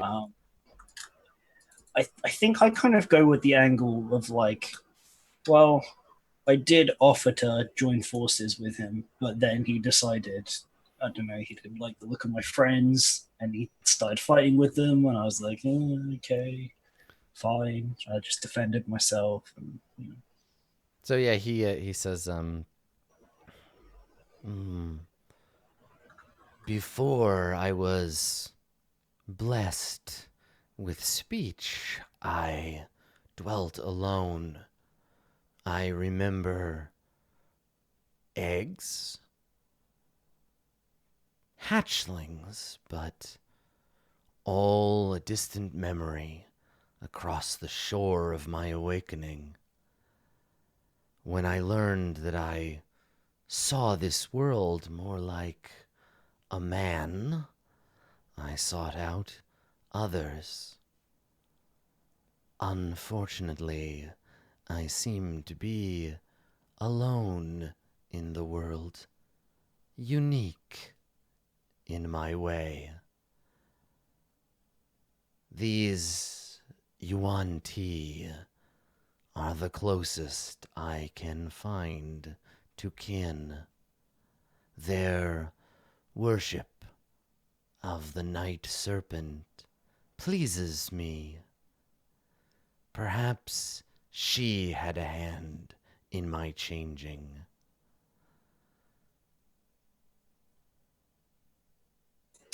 Well, the one in charge at the moment doesn't seem very pious. No, there are other ones here. You speak, of course, of Fantasia. Yes, I am aware she desires a regime change. Did she bring you and your other failed assassin friends here to kill Rasensi for her? No, we were stupid enough to come on our own. We have that in common, then. So you sort this place out, if any way you could go in the world. Omu is a ruin, somewhere man has abandoned, full of scaled beasts.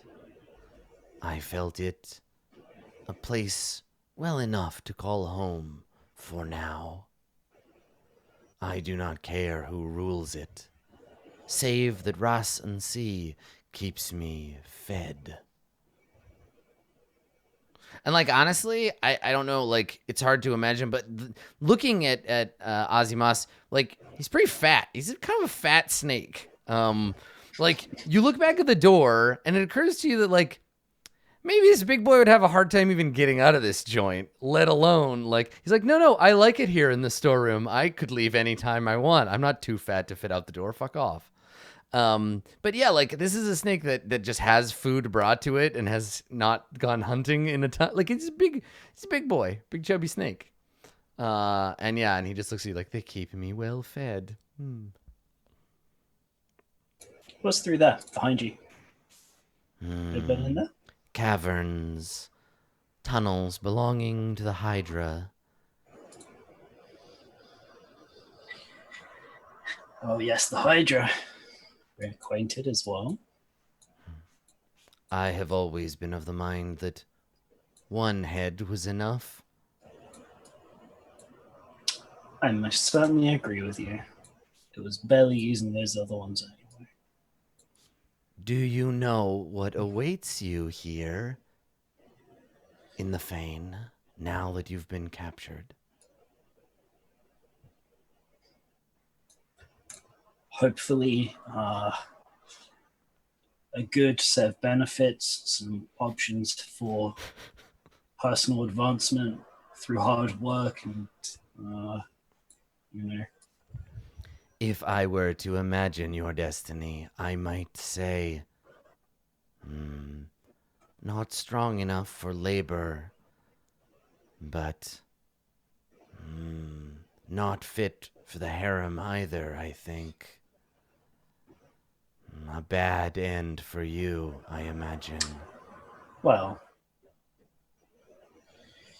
more for them, I suppose, if they can't find a use for someone as magically gifted as I am.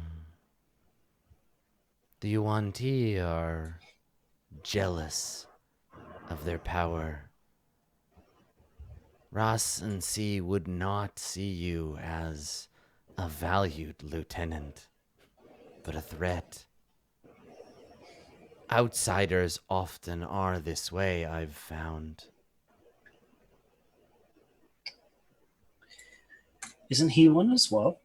He mentioned not always having been a Yuan-Ti to begin with. You do not know the story. It surprises me not. I think it is an embarrassment, a shame to Russ and Z.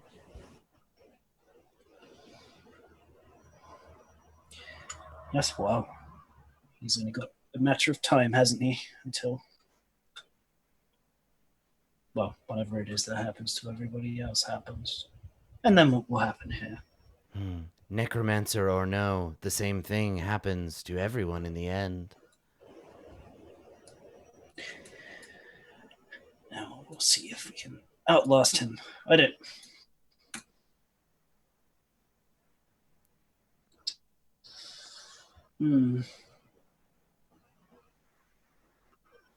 I could get you out of here, when I leave.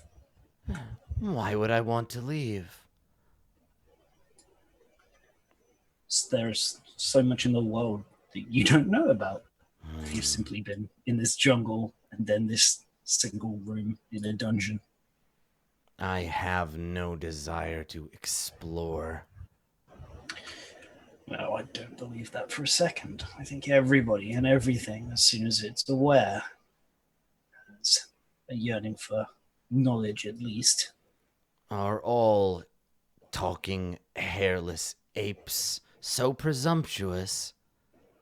You would think to know my mind. Well, if you get me my hat back, I could make sure that I have scales as well. I see that. It does not make us kin. No, I'm descended from greater beasts still.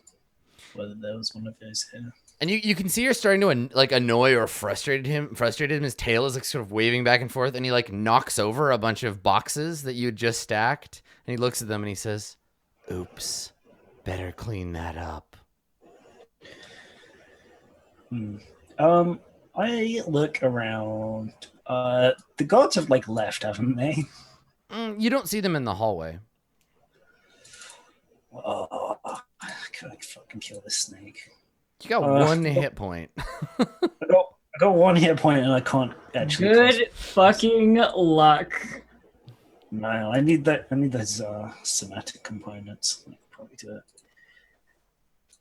All right. All right. Fine.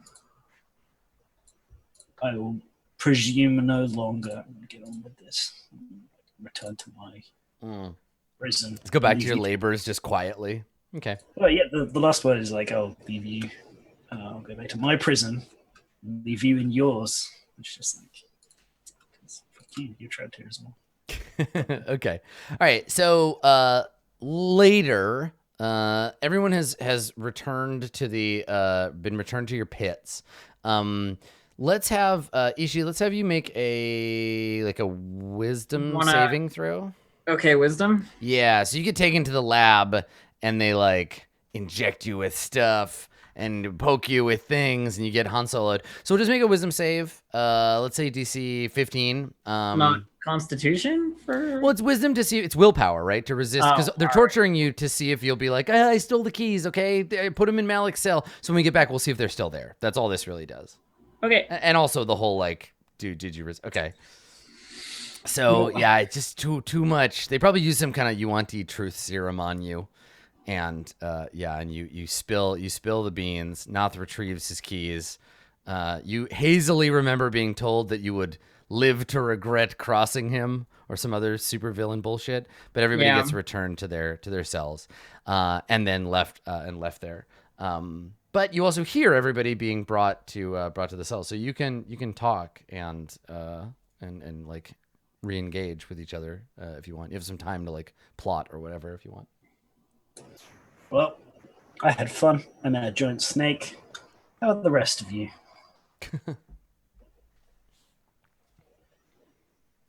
Great. Yeah? Well, I couldn't get whatever you threw in with me. Go on now. It was keys. They're gone now, probably. Oh. My clever plan to get out of here didn't actually turn out to do anything. I didn't see anything. So what we're saying is all the plans haven't really worked out yet. I can't do anything without my hands. I mean, I can. Are you all right, Yushi? Yeah, I'm fine. And I turn to the person in my cage. I'm like, I'm truly sorry about your companions. It's just quiet. The person is too like badly off to be able to respond. At least Little Fox got away. I hope she made a mess. I hope she comes back for us. I'm sure she would if we're still here, but we should get out. Well, I don't think that the Hydra's watery lair actually goes to anywhere outside, at least not that I saw. It just loops around. Oh. Wait, you saw the Hydra? Yes. I got a bone to pick with that guy. Well, Thankfully, the Hydra has more bones is than most people. significantly more repaired than we are at the moment. Okay, well, any of you ever tried to sleep clinging to a chain? Because I think that's gonna be hard. I've never attempted it, no.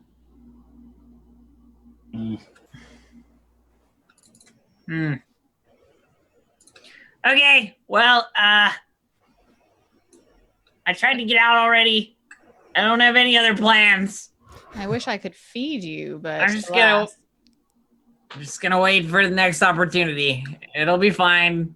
Something will present itself. And when it does, be ready. Next time something hits you on the head, maybe try and catch it with your hands. I don't know. Yes. I'll try that. Yep. I don't have any plans. I don't think I can do anything. I'm trying to think, because like the issue is that we can't get a long rest, so we can't get any of our hit points or resources back, so we can't really make a run for it or fight or try and get out. I mean, I don't have a weapon. I'd be the most useless But we can't even get hit points to try and obtain weapons, right? We would get like one hit knocked out. Mm-hmm. Is there a rule for like trying to get rest in a less than comfortable situation? Or No, you like, can't. You can't sleep you like just chained can't. by your hands. Yeah, it's not. Like not even like, I guess if you pass out from exhaustion, it's not really It's not really sleep. a long rest. No, like you can sleep in fits and starts that prevents you from taking the exhausted like condition. But Mhm. yeah, no, you won't be able to get a long rest in. Okay.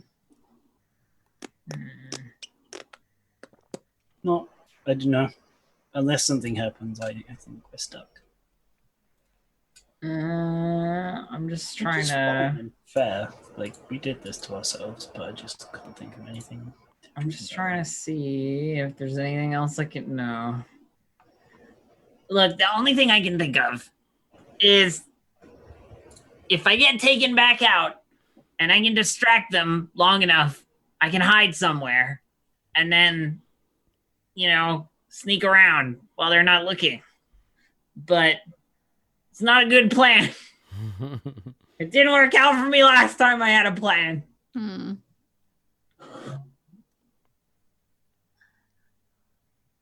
And I turn to the person who's in the cell with me and I'm just like, so how long has this pit been, like, how long have you been here? Do you know? I can no longer remember. Night and day are lost to me. Only service to the serpents. You know, at a certain point, I think one would go mad. There's just like a dark chuckle. Like, yeah.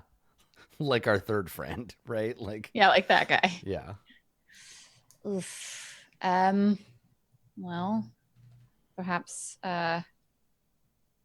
one of our tasks will take us back to that snake woman. She might have some assistance. Ah. It's a thin hope. I don't. Possible. I mean, the only other thing I can do is make an awful lot of noise. Just You are quite good. holding Nubub in my little hand. Mm-hmm. You know how to get out.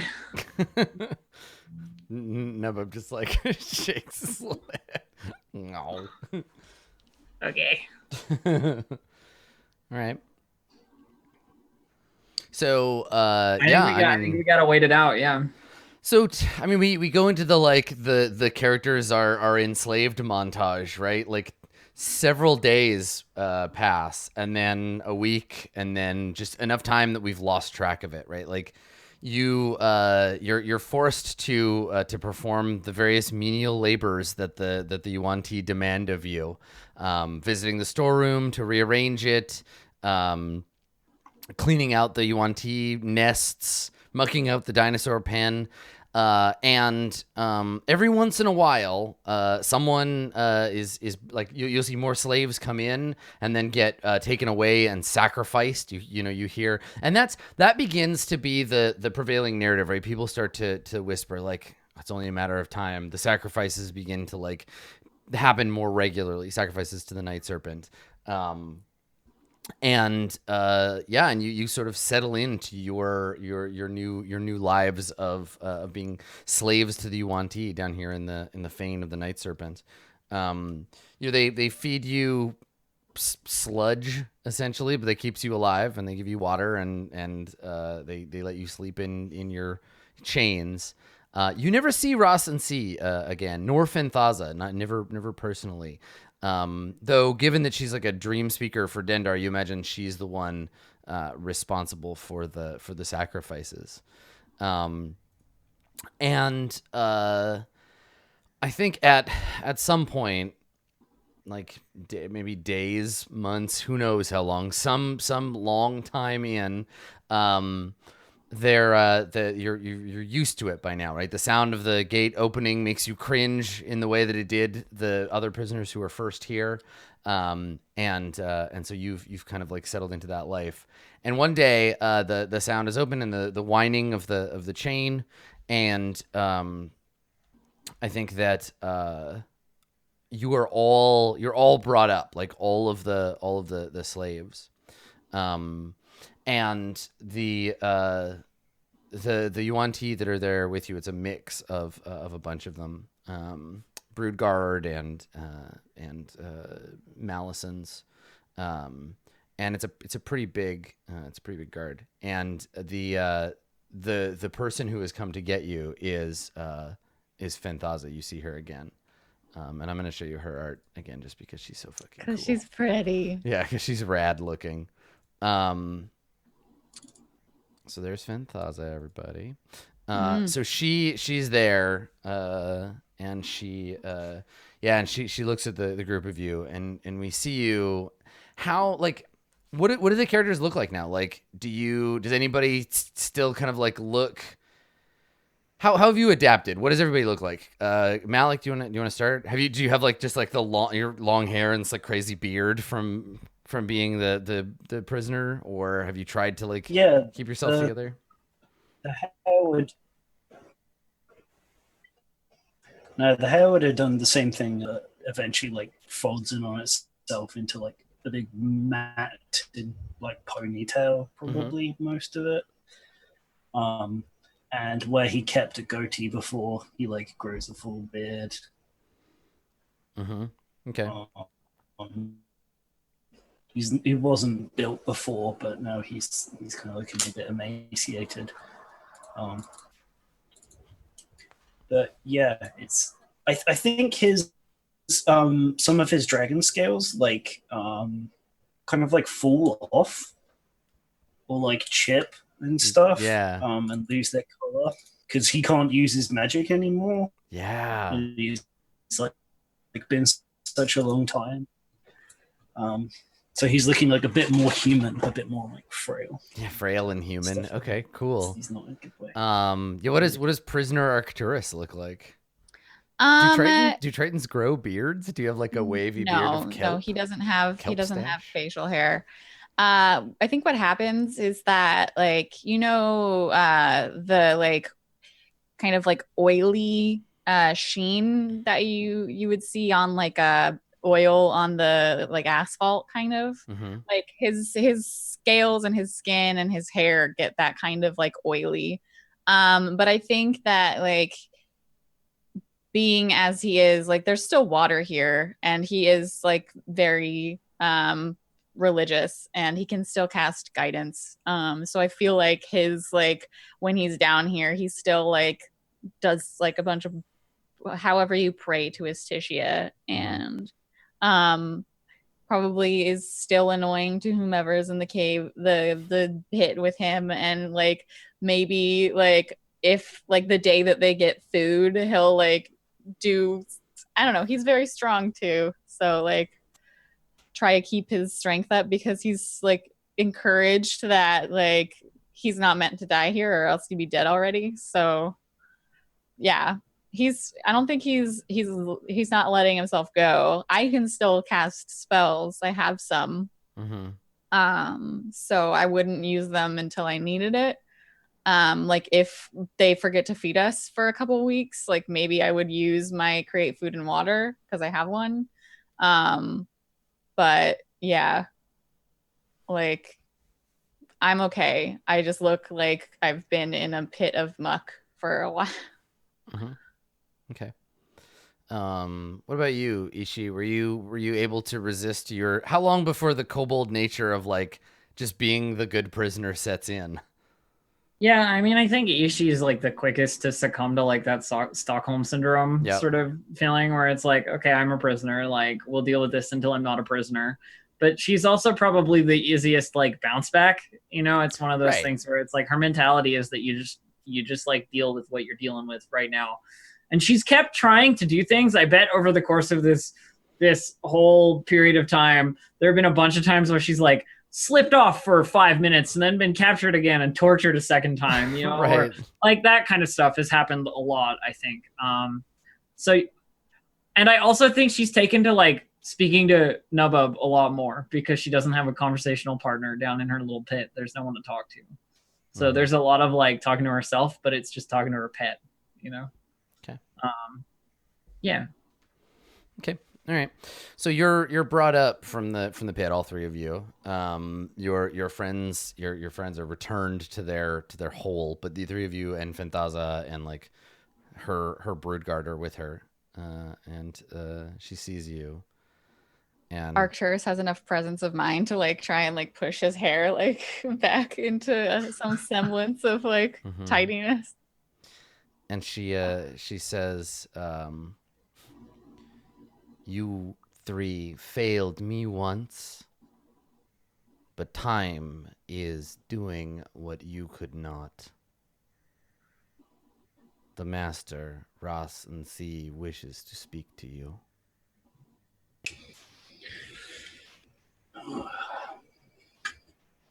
Okay. I don't think I'm equipped to receive visitors. I need a bath and a rest and maybe some food. Shut up. Yes, we will see him. She nods. This way. But I think you know. And so the three of you are brought to Ross and C's chamber. It's like throne room. But it's conspicuously empty. The throne has no Ross and C upon it.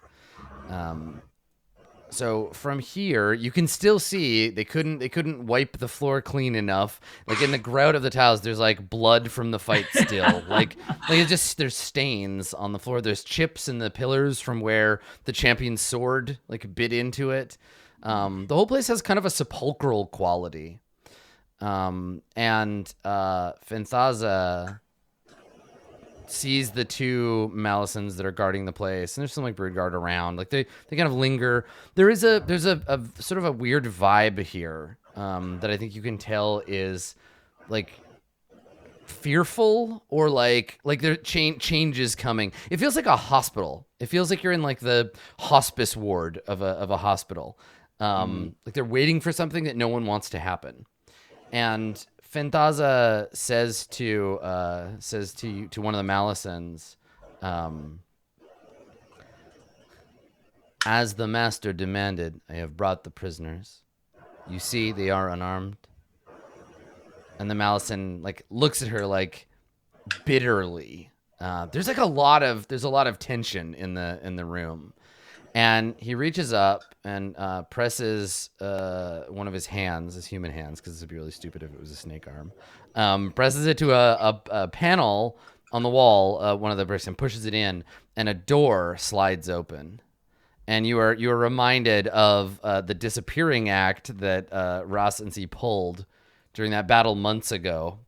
The sliding door opens, and Fantaza gestures for you to pass beyond. All right. So we're meeting him in there.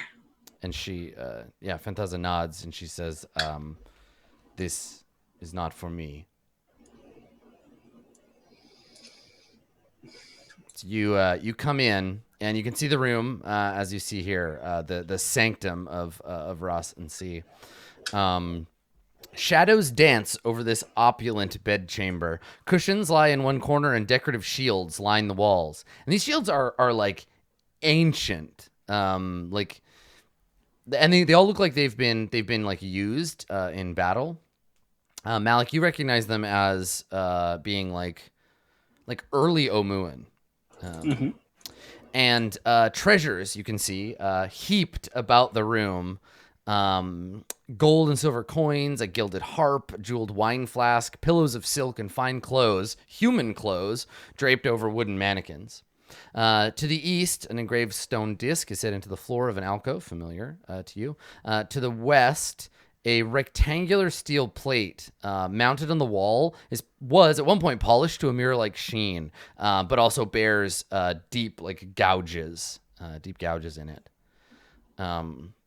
Ross and C reclines on the pillows, And when you saw him before, he looked like a necromancer lord, right? Like he was bound in bandages, his snake body a dull russet color.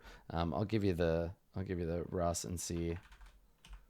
I'll show you the handout again for everybody. So here's Ross, but he looks much worse now. His scales have turned almost translucent. In many places, they're missing altogether. His breathing is labored. I think that his left hand, all of the fingers have like sloughed off, so it's just like a mass of bandages. You can tell at a glance he's in no shape to cast magic spells anymore. He still wears all the gold like finery of the Lord of Omu, but his body is wrapped in bloody bandages. And at a glance, if he wasn't breathing, you'd think he was dead. And so he reclines here, and weakly he gestures, and one of the Malisons shuts the secret door behind you when you come in. His two like kind of major domos stand, and he looks up at you, and he says, "I instructed them to keep you alive. I wanted you to suffer for trying to kill me. But now I see it matters not." No, it looks like we'll be surviving you after all. Unless you've reconsidered my offer the first time we spoke.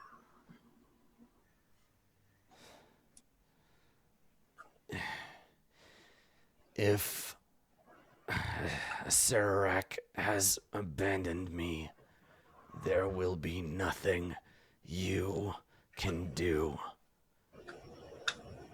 I wanted you brought here not to save my life, but to know what is to come for you and for all living things in Faerun.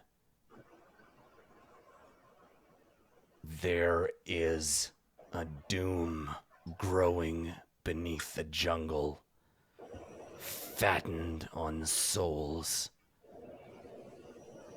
I once believed Sararak would spare me if I were loyal to him. And he starts coughing, and like he's overwhelmed by the sickness that's consuming him. And when he recovers, and then again, like this moment, the Malisons sort of tense up, like, "Oh, is this it?" And then it's not, and he says,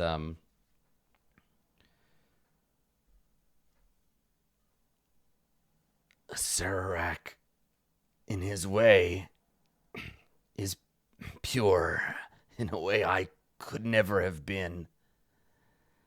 A true servant of darkness. These Yuan Ti are fools, worshipping their night snake, Dendar. There," and he looks at you when he says this, Arcturus, "there is only one God, and it is the void. Everything falls to it in the end. It cannot be stopped." And he gives you this grin like, "Sure, you win, be smug, but like, actually, you'll die too, and so will everything." And then he leans back, that monologue having drained him of some energy. Do you say anything? What do you do? So if you're gonna die anyway, can we go? If we're gonna die anyway? Don't you want these? and he holds his hand out, and on the bloodied bandages, you see the puzzle cubes that he took from the city above. Yeah. We don't have the other ones. We don't have anything of ours. She's like, I'll take those, thank you, yes. So you scamper up and take them from Yeah, him? if he's offering them to us, I'm Yeah. gonna take them. And he says, your belongings, like this temple, like Omu, all the property of Fantasia now. She thinks she's won. Let her. And so yeah, like he's like, I can't do anything. Like your stuff belongs to her now, just like everything else. I lost. She won. I guess I don't know what the point of all of this was. The point of what, priest? I don't know. You threatened us with death for trying to interfere with your great work or whatever that was, and then you're just going to die and hand it all over. You know, certainly there are people who could. Just seems like a waste. What does? The end of a life? Do you think there's redemption for me? That I could be saved? Is that what you believe?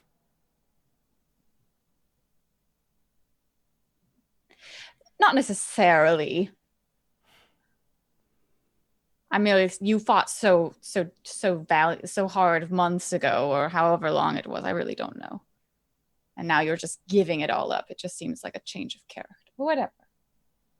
I have danced with death for hundreds of years, seen her face in every shadow. I have cheated her enough times. And now at the end I realize she is the only queen worth bowing before. And in the end, we all do. All right, Thanos. He slumps like slightly and he says, I have no reason left to fight. Take the cubes. And what you will from Fantasia, if she will give it to you. Go. Seek out Acererak's tomb.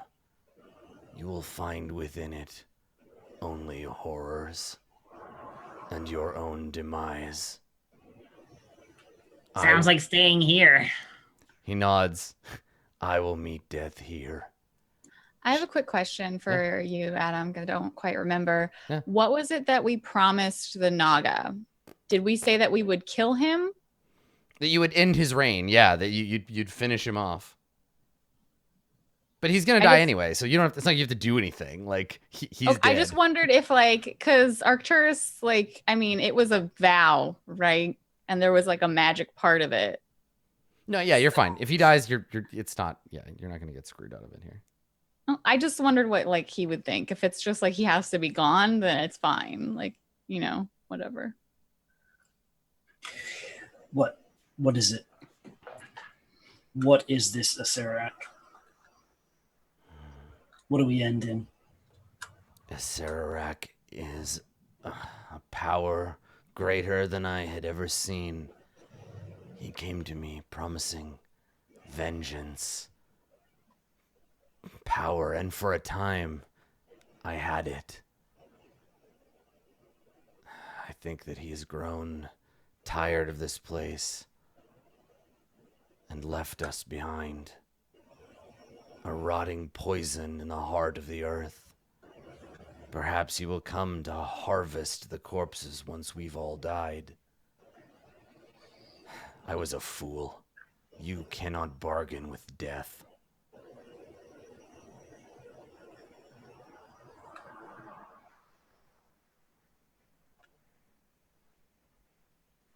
So he just brought us here to be like, go.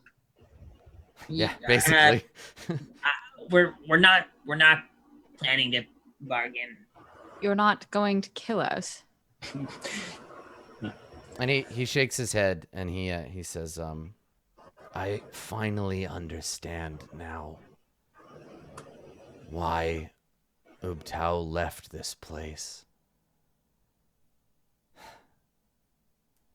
He knew if he stayed here, even gods can die. Fantasia may have the fane, pray to her Dendar, but in the end, it's all darkness. I want you to be free to meet your death as you see fit. And in the end, I hope you realize you cannot stave it off. It is coming for you. In a way, I admire your drive to seek it out. I was never brave enough. Can't have realized this 3 months ago.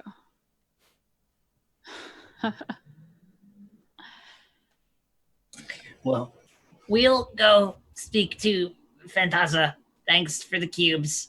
And I hope that your death is at least comfortable. I mean, if it's painful, I can help. He looks around and he says, I cannot imagine dying to be more painful than the life that I have lived. Go. Cool. Let me die in peace. Just gonna go now. Yeah.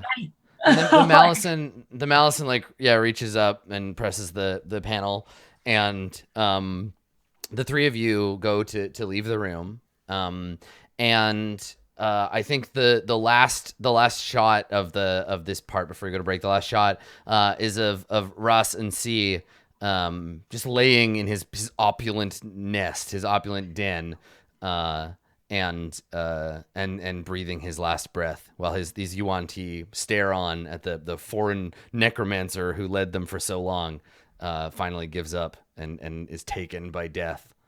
And yeah, I think that's the shot. We see Ross and C, and then we fade to break. So now you're gonna have to talk to Fantasia about getting your shit back and being allowed to leave. So we will have a conversation with Fantasia, new Queen of Omu, chosen of Dendar, when we get back. Don't go anywhere. More after this.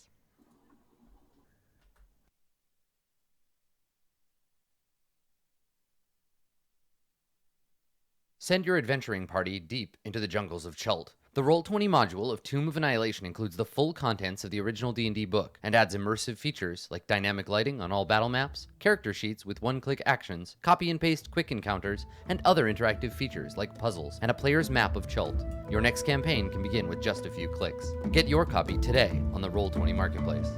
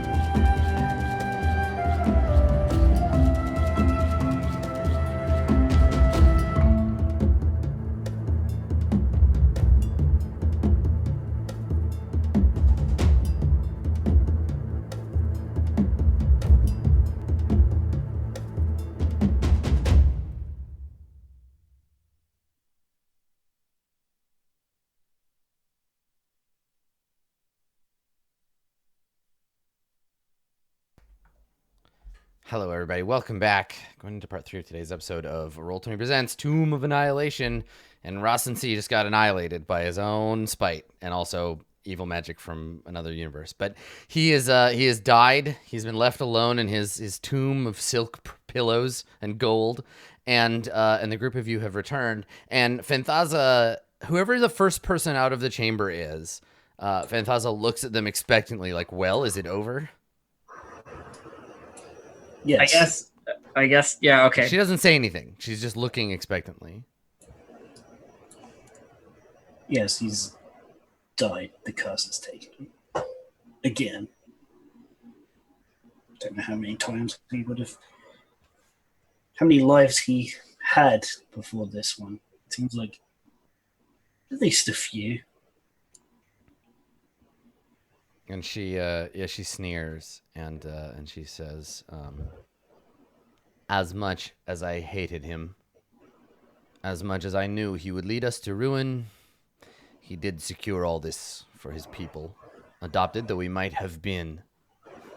And she looks at the throne hungrily and she says, this will be a new age for the Yuan-Ti of Omu. Our city will grow once more. So, slaves. And she looks at you. So, slaves, what did our dying master tell you before he passed the throne to me? Basically just to enjoy it while it lasted, I think. With the heavy emphasis on the while it lasted. He said way more than that. Something about a Sararak and the inevitable darkness and the void that will consume everything, and that Dendar is stupid. That kind of stuff. I think generally he gave us the points to Yushi cubes, directed us to get the other cubes and the rest of our things from you, and I don't know, go seek our death elsewhere. Yes, what I said. Interesting, given that you are my property. I always have use for slaves, and there's only one true way out of here. She grins. Is it the door? And no, I mean she's like got her hand on her sacrificial knife on her belt. She says to you, what do you know of this Sararak? He would ramble about him. That they're very powerful. Powerful enough that Ross and Seed seem to care about them. A lot of good it did him. A Sararak, the Eternal, will reap the world of the living. She shakes her head. This Sararak, he can have the living. When Dendar awakens, all will be swallowed in darkness. Even him. Rasen sees devotion to this demigod of death. A meaningless grasp, like all necromancy, and trying to stay alive. And how is it that you're going to awaken Dendar? It seems you've been at the same sorts of things for a time now. She gives me dreams. The first was waiting for Ross and C to go. Now that he's dead, I am sure the Night Serpent will guide us.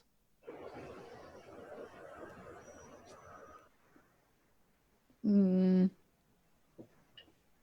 And you're certain the Night Serpent will survive whatever this creature is. It's preyed upon everything else. I don't see why a god would be any different.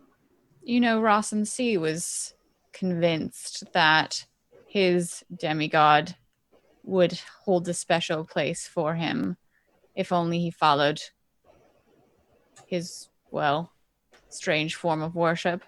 It didn't really work out well for him. Are you sure that it will work out for you, whatever you want from this Dendar? Faith is not a transaction. I would expect you to know that, cleric. We do not do what we do in exchange for power or immortality. This is what Rasen Seed did not understand. We follow the because it is what is right. I know in my heart. But also, you're very smart. This we know already.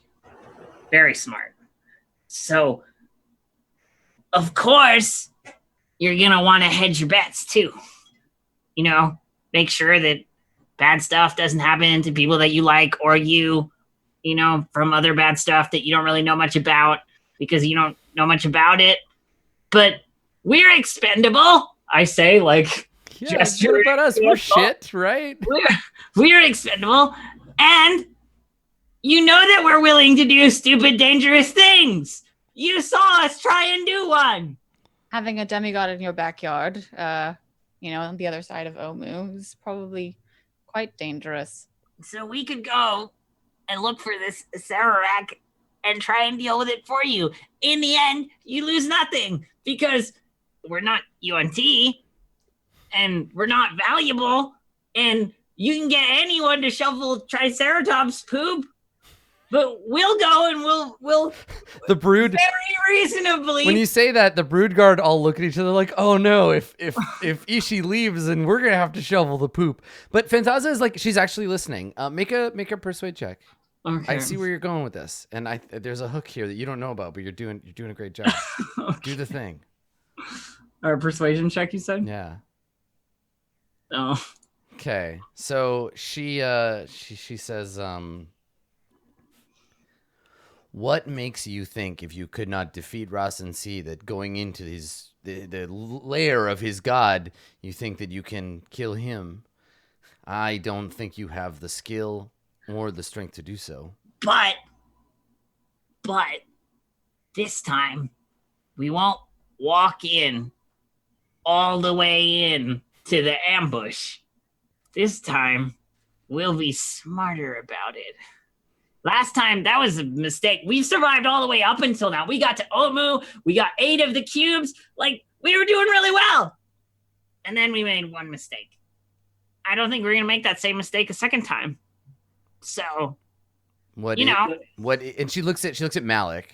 She looks over you, Ishi. What is it you plan to do then? Imagine I was merciful and let you leave. There was one thing that your previous leader said that stuck with me.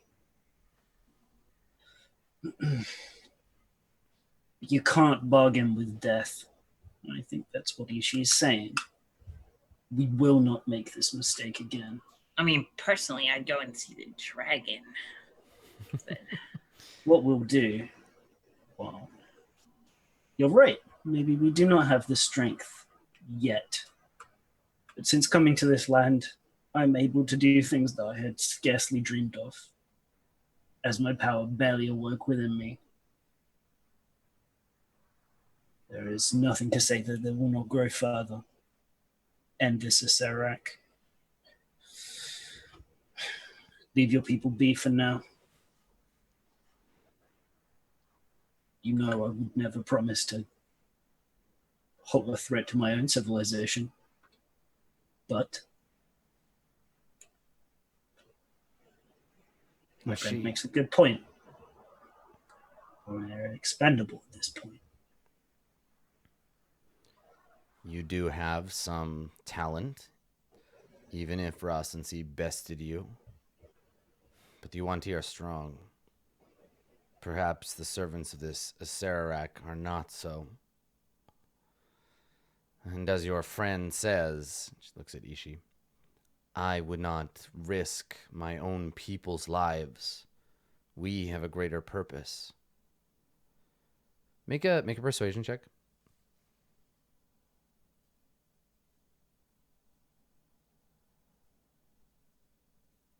Okay. Wow. You got a 4. Still, it's better than 10, so it's better than average. So she says,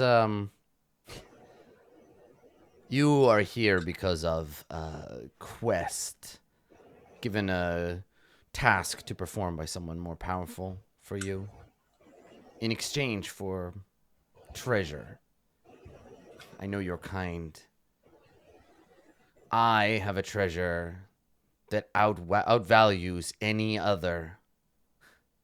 I have your lives in my hands. I could command my Malicents to kill you now where I stand. And because I control whether you live or die, I control you. But if you seek your freedom, perhaps you can bargain it from me. Unlike this mad necromancer, I am a magnanimous queen. I've had a dream. There's an artifact, a crown of black opals. The night serpent desires it, and it lies beneath the city. I believe it is in the tomb of this Sararak that Ras and C so beloved. Perhaps I will let you live if you go there and retrieve it for me. And if you fail, you're dead, one way or another. What do you think? Seems reasonable. We're gonna go there anyway.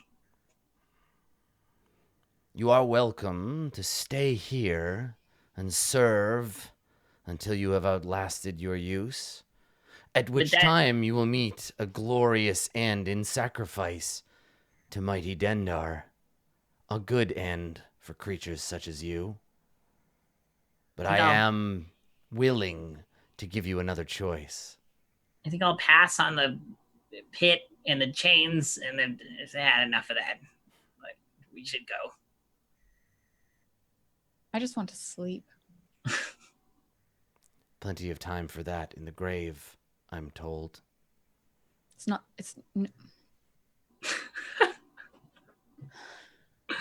Okay, so we'll get you the crown of black opals, you said? I'll keep my eye out for it. I'm very good at spotting shiny things. She nods. We'll get you that, but we're going to need our stuff back. She says, of course. And when you say that, she says, of course, and she like points at one of the Malisons. She like takes a couple of brood guards, and they leave to go and get your things. And she says, if by some miracle you survive and return here with the crown, I will permit you to return to Port Nyanzaru or wherever else you wish to go. But know this, and carry with you this message. Omu belongs to the Yuan-Ti now. And any who would violate our sovereign space will be killed in the name of the Night Serpent. We seek no empire of Chult, but the humans are gone like their god from this place. It is in the coils of darkness now. Spread this word if you survive.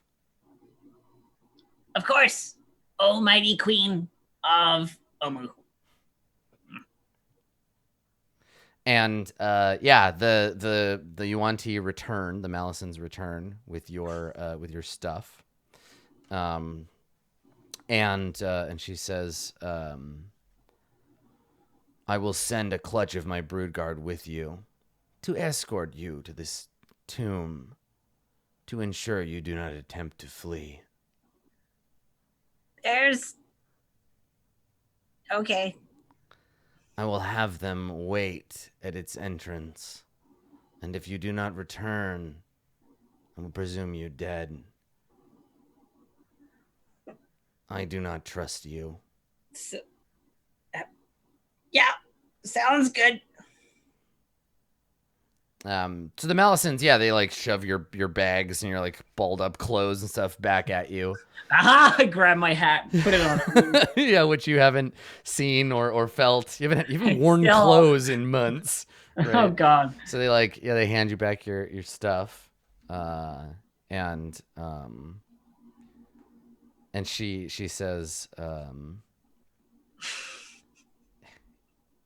in the end, this is no victory for you, warm blood. And she's looking at you, Malik. She says, Omu is the first drop in a deep well of darkness from which Dendar will only inevitably rise. Ras and C gave you a little more time, and I will do the same. Now go. Get out of my city.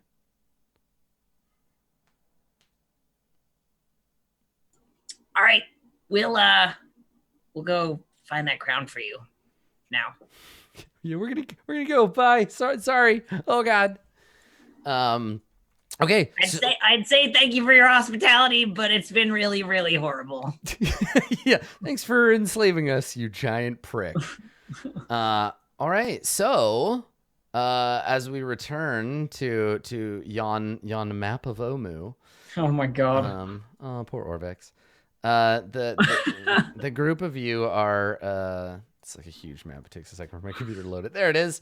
So yeah, you emerge from the building and you see sunlight.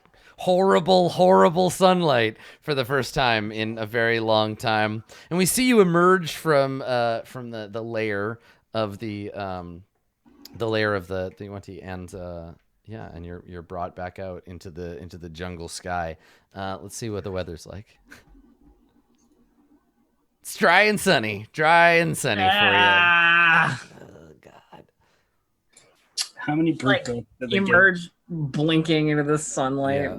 Yeah.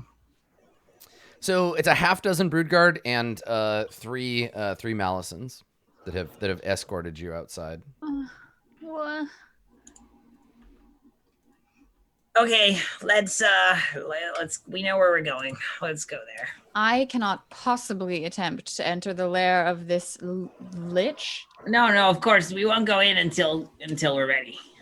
I don't think I could even make it there after being in a pit for however long. We need rest and food.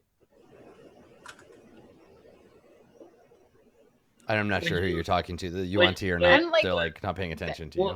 Would you like to do that here, right outside the door of the horrible place we've been captured for 3 months, or would you like to walk maybe further that way? Like a little bit. Yeah, I mean, you can hear running water nearby, and like, you haven't, again, Arcturus, you haven't touched or even looked at like fresh running water for a very long time. Yeah, sure. I just don't think that we would be like equipped to do much of anything at all, much less trek across Omu. We got a nice complement of very capable guards who are going to bring us to our eventual destination. But you know, they understand that we can't go into a fight right now either. Yeah, so the Malison, one of the snake-headed warriors with you, hisses at you, Arcturus, and says, "No need to fear, Warmblood. We have secured Omu. The Grung, the Pygmies, all dead." I lean in towards Malik and I go, They didn't find the kobolds. No, I shake my head. Omu is ours.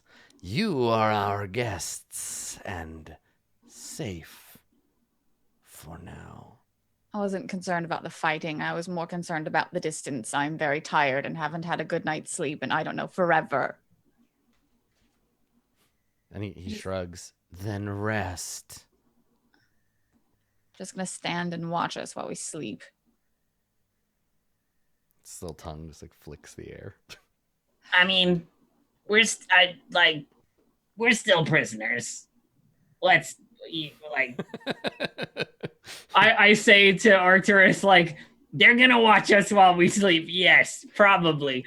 But there's nice ground here that isn't plants and murky dirt. water or horrible chains. Mm-hmm. Yeah, you Perfect. can. It's the nicest smelling air you have ever smelled in your whole life, and there's like a little bit of a breeze and the sun beating down on you. It's great. It's the best.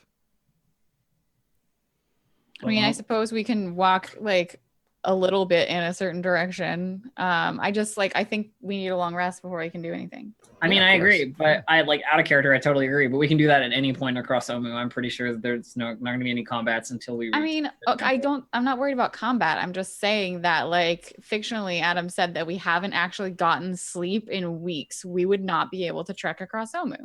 Yeah, so I mean, you can take a long rest. Like, I don't care. Yeah. It's just a Yeah. question. You just walk away, walk a little bit away from the exit, and then just collapse and like I just figured shitty fictionally it would be rations. weird to step outside the door and then set up camp, right yeah. there. Totally, you know? yeah. So I mean, I imagine that you just you walk over to the shore of the like swampy area, and you settle in and rest. Yeah. Yeah, that sounds like a My good hit plan. points back. What? Okay, so everybody, you're all level 7 right now. Yeah. Okay, Yep. and how much experience does everybody have? 27, approximately 27,000 out of I whatever. got 27,500 ish. Yeah. I intend to get at least 6 brood guards and a couple of Malisons worth of experience before we head into the tomb. That's an incredibly bad idea. Just like so you know, right? Because if you leave and you kill all these guys right away before you go to the tomb, you have no reason to go to the tomb, first of all, except your original quest. Second of all, you'll piss her off and she will hunt you down. She will send all the Malisons after you. Like, you made a deal with her, and I get that you want to like kill these guys, but it's like a crazy bad idea. I also think it's a terrible plan. Yeah, because it's like vindictive for nothing, right? Like, just being like, you can't tell us what to do. Blah, we're gonna do the thing we were gonna do anyway, and we just violated our deal with the new queen of Omu. You can do it Yeah, if you want, obviously. the only reason to try and kill these people would be to leave Chult entirely, and then why would we Yeah. have characters? Yeah, which is Well, totally fine. The real issue is once literally all the UNT and Omo. I don't think we can do that. Alone? No. I mean, you couldn't. Like, it's there's a city of them now. They've been building. They're everywhere. Like, I know that you're PCs and stuff, but eventually they will wear you down and you'll die. I mean, we died when we were in the like we got beat already, right? Like, it would take an army to seize Omu now. I mean, it kind of would have before too, but like, yeah, killing all of the UNT as a party would be very, very difficult. Yeah, I mean, you could run into the tomb and hide in there, but we'll see what happens. And then all the UNT will be waiting when we maybe come out if we ever come out. Yeah, I mean, they're not going to wait forever. They'll assume. Yeah, you're dead it's after a just if certain we're point, going but- to do what the adventure is, which is going into the tomb, then we can't fight these people. Well, then it doesn't make sense to you, basically, because we're already going to do that, right? Like, out of character, fictionally. If we wanted to fight these people, then it would only be so we could abandon the adventure entirely. Yeah, I mean, we don't have to like presuppose what would happen, but yeah, No. the idea here is like the narrative path is you go into the tomb and you do the tomb part of the adventure, and then decide what Well, I to mean, do just after if we're gonna go in and do that thing anyway, Yeah. why would we kill these people first? Kill them when we come out. That's what we do. that. Yeah, I mean, if you need to. Look, if we can kill Sarak and get all his shit and like all that stuff, then we'll be set to like take over Omu for sure. But My concern is that we have one less person and we will be incredibly underleveled for that part of the adventure. That's my We were concern. underleveled for this part of the adventure. Yeah. obviously. Yeah, fine. There isn't like a clear. okay, well, I have no way to. There isn't a clear indicator that you have to be this level by this part of the adventure. The adventure just has a general run of those things. It doesn't say like make sure you're this level before you go in the tomb. I Yeah, mean, the tomb is 9 plus. Okay, well, speaking from the position of a person who has no idea that is the case, and I've never. Yeah, that's read not anything information about that it, you should have. Like, great. Like, we don't know that. Like. Yeah. I don't know, Dave. Like, what do you want me to say? Like, let's go back into the jungle and grind some more. Like, I don't understand how we would like go about that narratively. That's the only thing. Yeah, I just didn't know how we were going to do it mechanically, so I was like a bit confused. But that's fine. If we're following the narrative of it and we think it's going to be fine, if we advance and we do I mean, that in terms part, of adventure that is- design, like the game should have gotten us to the level that we need to be at by this time. Because even if we had died in the Thane, we would have come back as level 7 characters and had to do it again until we got it right. Like, if we're talking about what you would do if instead of being released, we were killed, or if during the night servant thing we would come back, you always come back as the same level that you died at, right?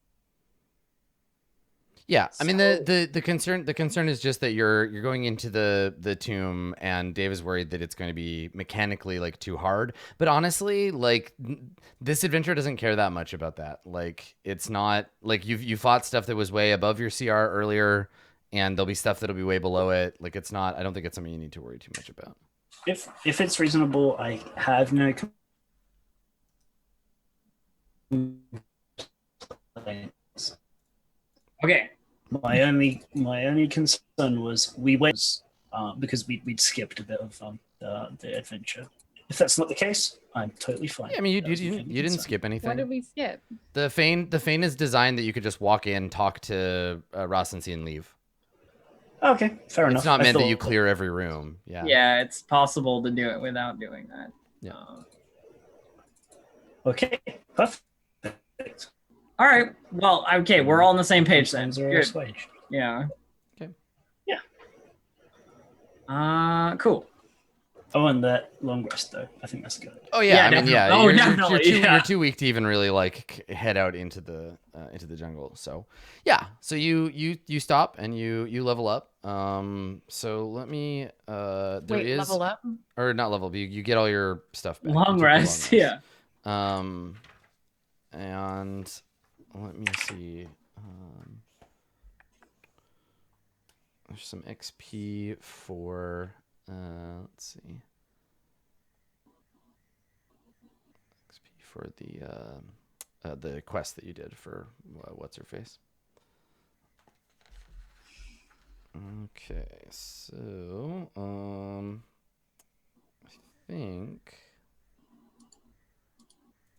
no, I paid them out for the fight with the Hydra and all that stuff. Yeah. We paid it at the end of the last session. I have a big paid Yep. note on here. I remember that. Okay, so for doing what the sage with the Naga asked you to do, who are the people that swore the oath? Myself and Dave. Okay. Yeah. Okay, so you guys get 2,000 experience, and then Ishi, you get 1,500 experience. Cool.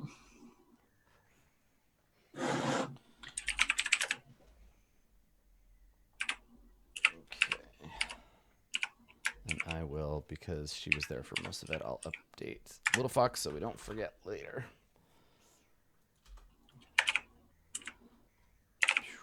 Little Fox, here we go. Okay, so Little Fox gets... What even is a character sheet? Where do you write your experience down on these things? It's on the top where it says experience points. Cleric. Oh, there it is. Okay. Yeah. So you just add 1,500. Yes. Okay, thank you. Little Fox gets 400,000 XP. No. Comes back as a dragon. I don't know. Little Fox returns, level 20 barbarian, smashes the whole game. Little Fox returns with that giant that was flirting with her. Cyclops. Yeah. Perfect. That's what Little Fox is doing. Little Fox is going to get the Cyclops. Okay. All right. So, yeah, your first night under the open sky returned to the city. It's dry, it's sunny, it's hot. It stays that way. And the next morning, the sun is still Wow. baking down on the jungle. I think because we're right next to the water, I definitely like before I put my armor back on for the tomb expedition, I definitely like clean, Okay. splash around, Sure. swim under the watchful gaze of some snakes. They don't really watch you. They just want to make sure you don't run away. I could swim away. I could get out of here. So you trek out after that to where are you going? Do you remember where you're headed? Yeah, Yeah, the it's pillar, upper. right? Yeah, it's here, right? That's right. Head over there. So it's not that far. It's like 1,000 feet. So it only takes like a little while. It takes a while to like dig through, like climb through the jungle. But you can see places where the Yuan-Ti have like reclaimed the place. It's becoming less and less like a battleground, and more like the Yuan-Ti are building a new city here. So they've cleared a lot of the buildings out really methodically, and and they escort you to the entrance, and the entrance, of course, has its own separate map. So let me bring you over there and place you at the entrance again. Apparently, you're much smaller than before. Okay, so everybody should be able to see that now. I will reread the description of this area for you when you arrive. So this area, this is area 1.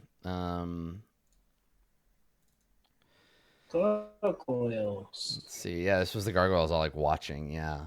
Okay. So near the base of the cliffs, a 15-foot tall obelisk of cracked stone is draped with vines and black moss. Behind it, you see a dark passageway obscured with withered creepers. A second, smaller tunnel burrows into the base of the cliff to the east. And then, yeah, there are these like leering gargoyles that sort of hang from the cliffs, staring down at you. The Yuan-Ti seem like obviously creeped out by this place. Like they know to stay away from it, so they kind of like fade into the background. They're like around, but they're not. Yeah. Okay, I guess we better figure this out then. I wonder if they will attack if we just try and enter the place, or... Well, we're gonna need those cubes for something, right? You have them all, right? Mm-hmm. Yeah. So, if I remember correctly, we brushed away stuff on the obelisk and we found... Yes, There the were thing words? said, fear the night when the Forsaken One seizes death's mantle and the seas dry up and the dead rise, and I, Acererak the Eternal, reap the world of the living. Those who dare enter, take heed. And I'm like reading this out of my notebook, even though it's right on the thing right in front. Yeah. The enemy is opposed, one stands between them. In darkness it hides, don the mask or be seen. Speak no truth to the doomed child, and the keys turn on the inside only. That's what Well, okay then. Sounds great. Have we tried the door? No. All right, I'm gonna do that. Okay. Get ready for angry gargoyles. They look angry already. Right. I'm gonna walk over here, Adam. I'm like looking at the gargoyles and like... door. And then I'm gonna try and push the door. Oop. Okay. All right. Okay. So Ishi, you're Malik now, and Dave, you're Ishi. Okay. Give me a second to. I think Dave is frozen. Yeah, I as think well. we might have lost our wizard. Yeah. Let's take a look. Okay. Well, I will adjust that while we let Dave take a moment to recover. So let me just see here. Sorry, guys. I mean, we're in the space where we could break time wise, Adam. If you... That's true. We were a little late for the last break. Let's give it a minute. Yeah, let's take a break. Okay, yeah. So Dave, you wanna reset? Okay, yeah. We'll take our break there then. So none of these are all lying to you. These are not my characters. But come back and we will take our first hour to dive into the first section of the tomb. We'll see if you can get the door open. That's the most important bit. Stick around. We'll be right back.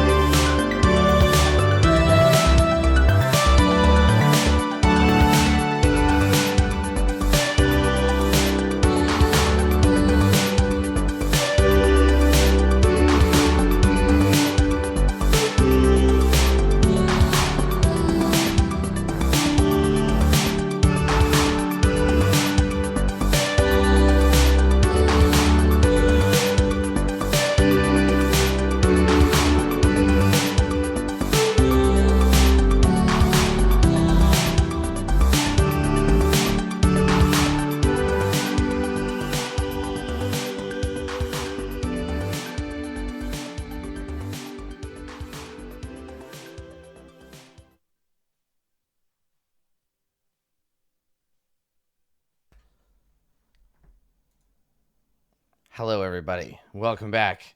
We have everybody assembled here again, but things are proving to be a little unstable on our end, and so rather than push on and continue into this most dangerous of tombs, I think we're gonna probably draw curtains on the episode outside of the next part of the adventure. So rather than press on and worry that we might lose you, I think we'll close the episode here, Yeah. and when we return next time, we'll be back and we'll jump right into part 5. So thank you everybody for coming and watching. I know this was a shorter than usual episode, but we're really glad to be back. We have one more week of like weird scheduling, but you can always find out when the episode is going to be by following at Roll20 app down below, and we pass along anything that we need to do schedule wise to Wizards, so they'll be able to tweet as well. Thank you for coming, everyone. You got out of the Fane. You did it. And so now we enter the sort of conclusive part of the episode. Now, what we're going to be planning on doing to just sort of like clear up from before is in the absence of our little fox, we are going to try and find another player to fill that slot until such time that Andrew is able to return. Hopefully that'll be before we finish Tomb. If it is, obviously Little Fox is welcome to come back, and we'll finish at 5 players. If not, as soon as they are well, there's a space for them at our table. So again, if you want to go to Twitter, go to Commuting Crow, wish Andrew a speedy recovery and a return to our game. And also, in the meantime, you can check out these fine people doing stuff on the internet. I will let them tell you where and what that sort of stuff is. Dave, while we still have stable internet, begin. Where can people find you on the internet, my Dave? Sure. First up, sorry everybody. Don't know what happened. But, that's internet sometimes. Mm-hmm. If you would like to follow me on Twitter, you can at Dave_the_human. I will be starting a little short guest session. I think it's 3 sessions or so on somebody else's streamed game, and that's going to be starting on the 3rd on twitch.tv/Capricorn Cross, where I'm playing a Warforged Paladin, which I'm very happy about because I like big swords and robots. So yeah, check that out if you feel like it. I'll tweet more about it and the link. Oh, that's exciting. Cool. I know you were working on getting some together, so that's fun. Cool. More Dave on the internet. Good stuff. Speaking about role-playing games and the internet, I know both of y'all have some stuff being planned. Blue Jay, you did the first episode of a new thing. Do you want to tell us about that and where people can watch it? Yeah, sure. Because it was awesome, by the way. You did great. Thank you. I recently did my second GMing session. I started a new campaign of Star Trek Adventures by Modifius. I have a cast of really great people. It's all up on my Twitter, twitter.com/bluejay_712. The videos were published today on my YouTube, and the second one will be tomorrow, and then the next show is going to be on Monday. So I've got to prep for that. GMing, man, it's different. There's more shit to do when you're not live. That's true. So yep, that's true. Cool. All right. Last but not least, Ishi Snaggletooth, Distracted Elf. Hi everyone. You can find me at twitch.tv/DistractedElf or on Twitter at DistractedElf, where all my stuff is. And yeah, that's pretty much it. Excellent. Cool. Thank you. Thanks for coming, everybody. I'm Adam Coble. I am the Dungeon Master. Thanks to Wizards of the Coast for having us. We'll let you know when the next episode will be soon, and keep an eye on the social medias.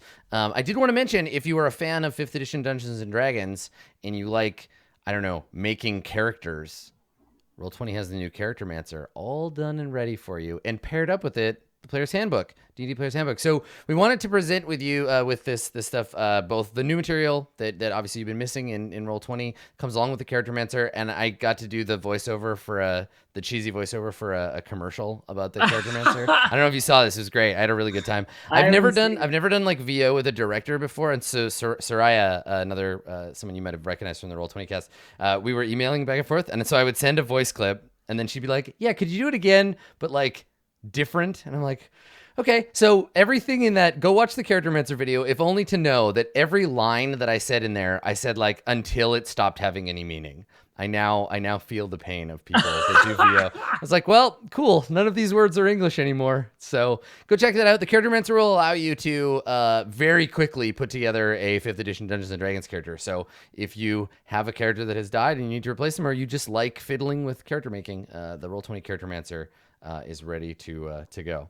So we will see you again next time for more Tomb, some actual Tomb, legitimate Tomb, and maybe we'll need that legitimate Tomb, man. Yeah, and hopefully soon we'll have somebody fill in that spot down at the bottom. So see you next time, everybody. Thanks so much for coming.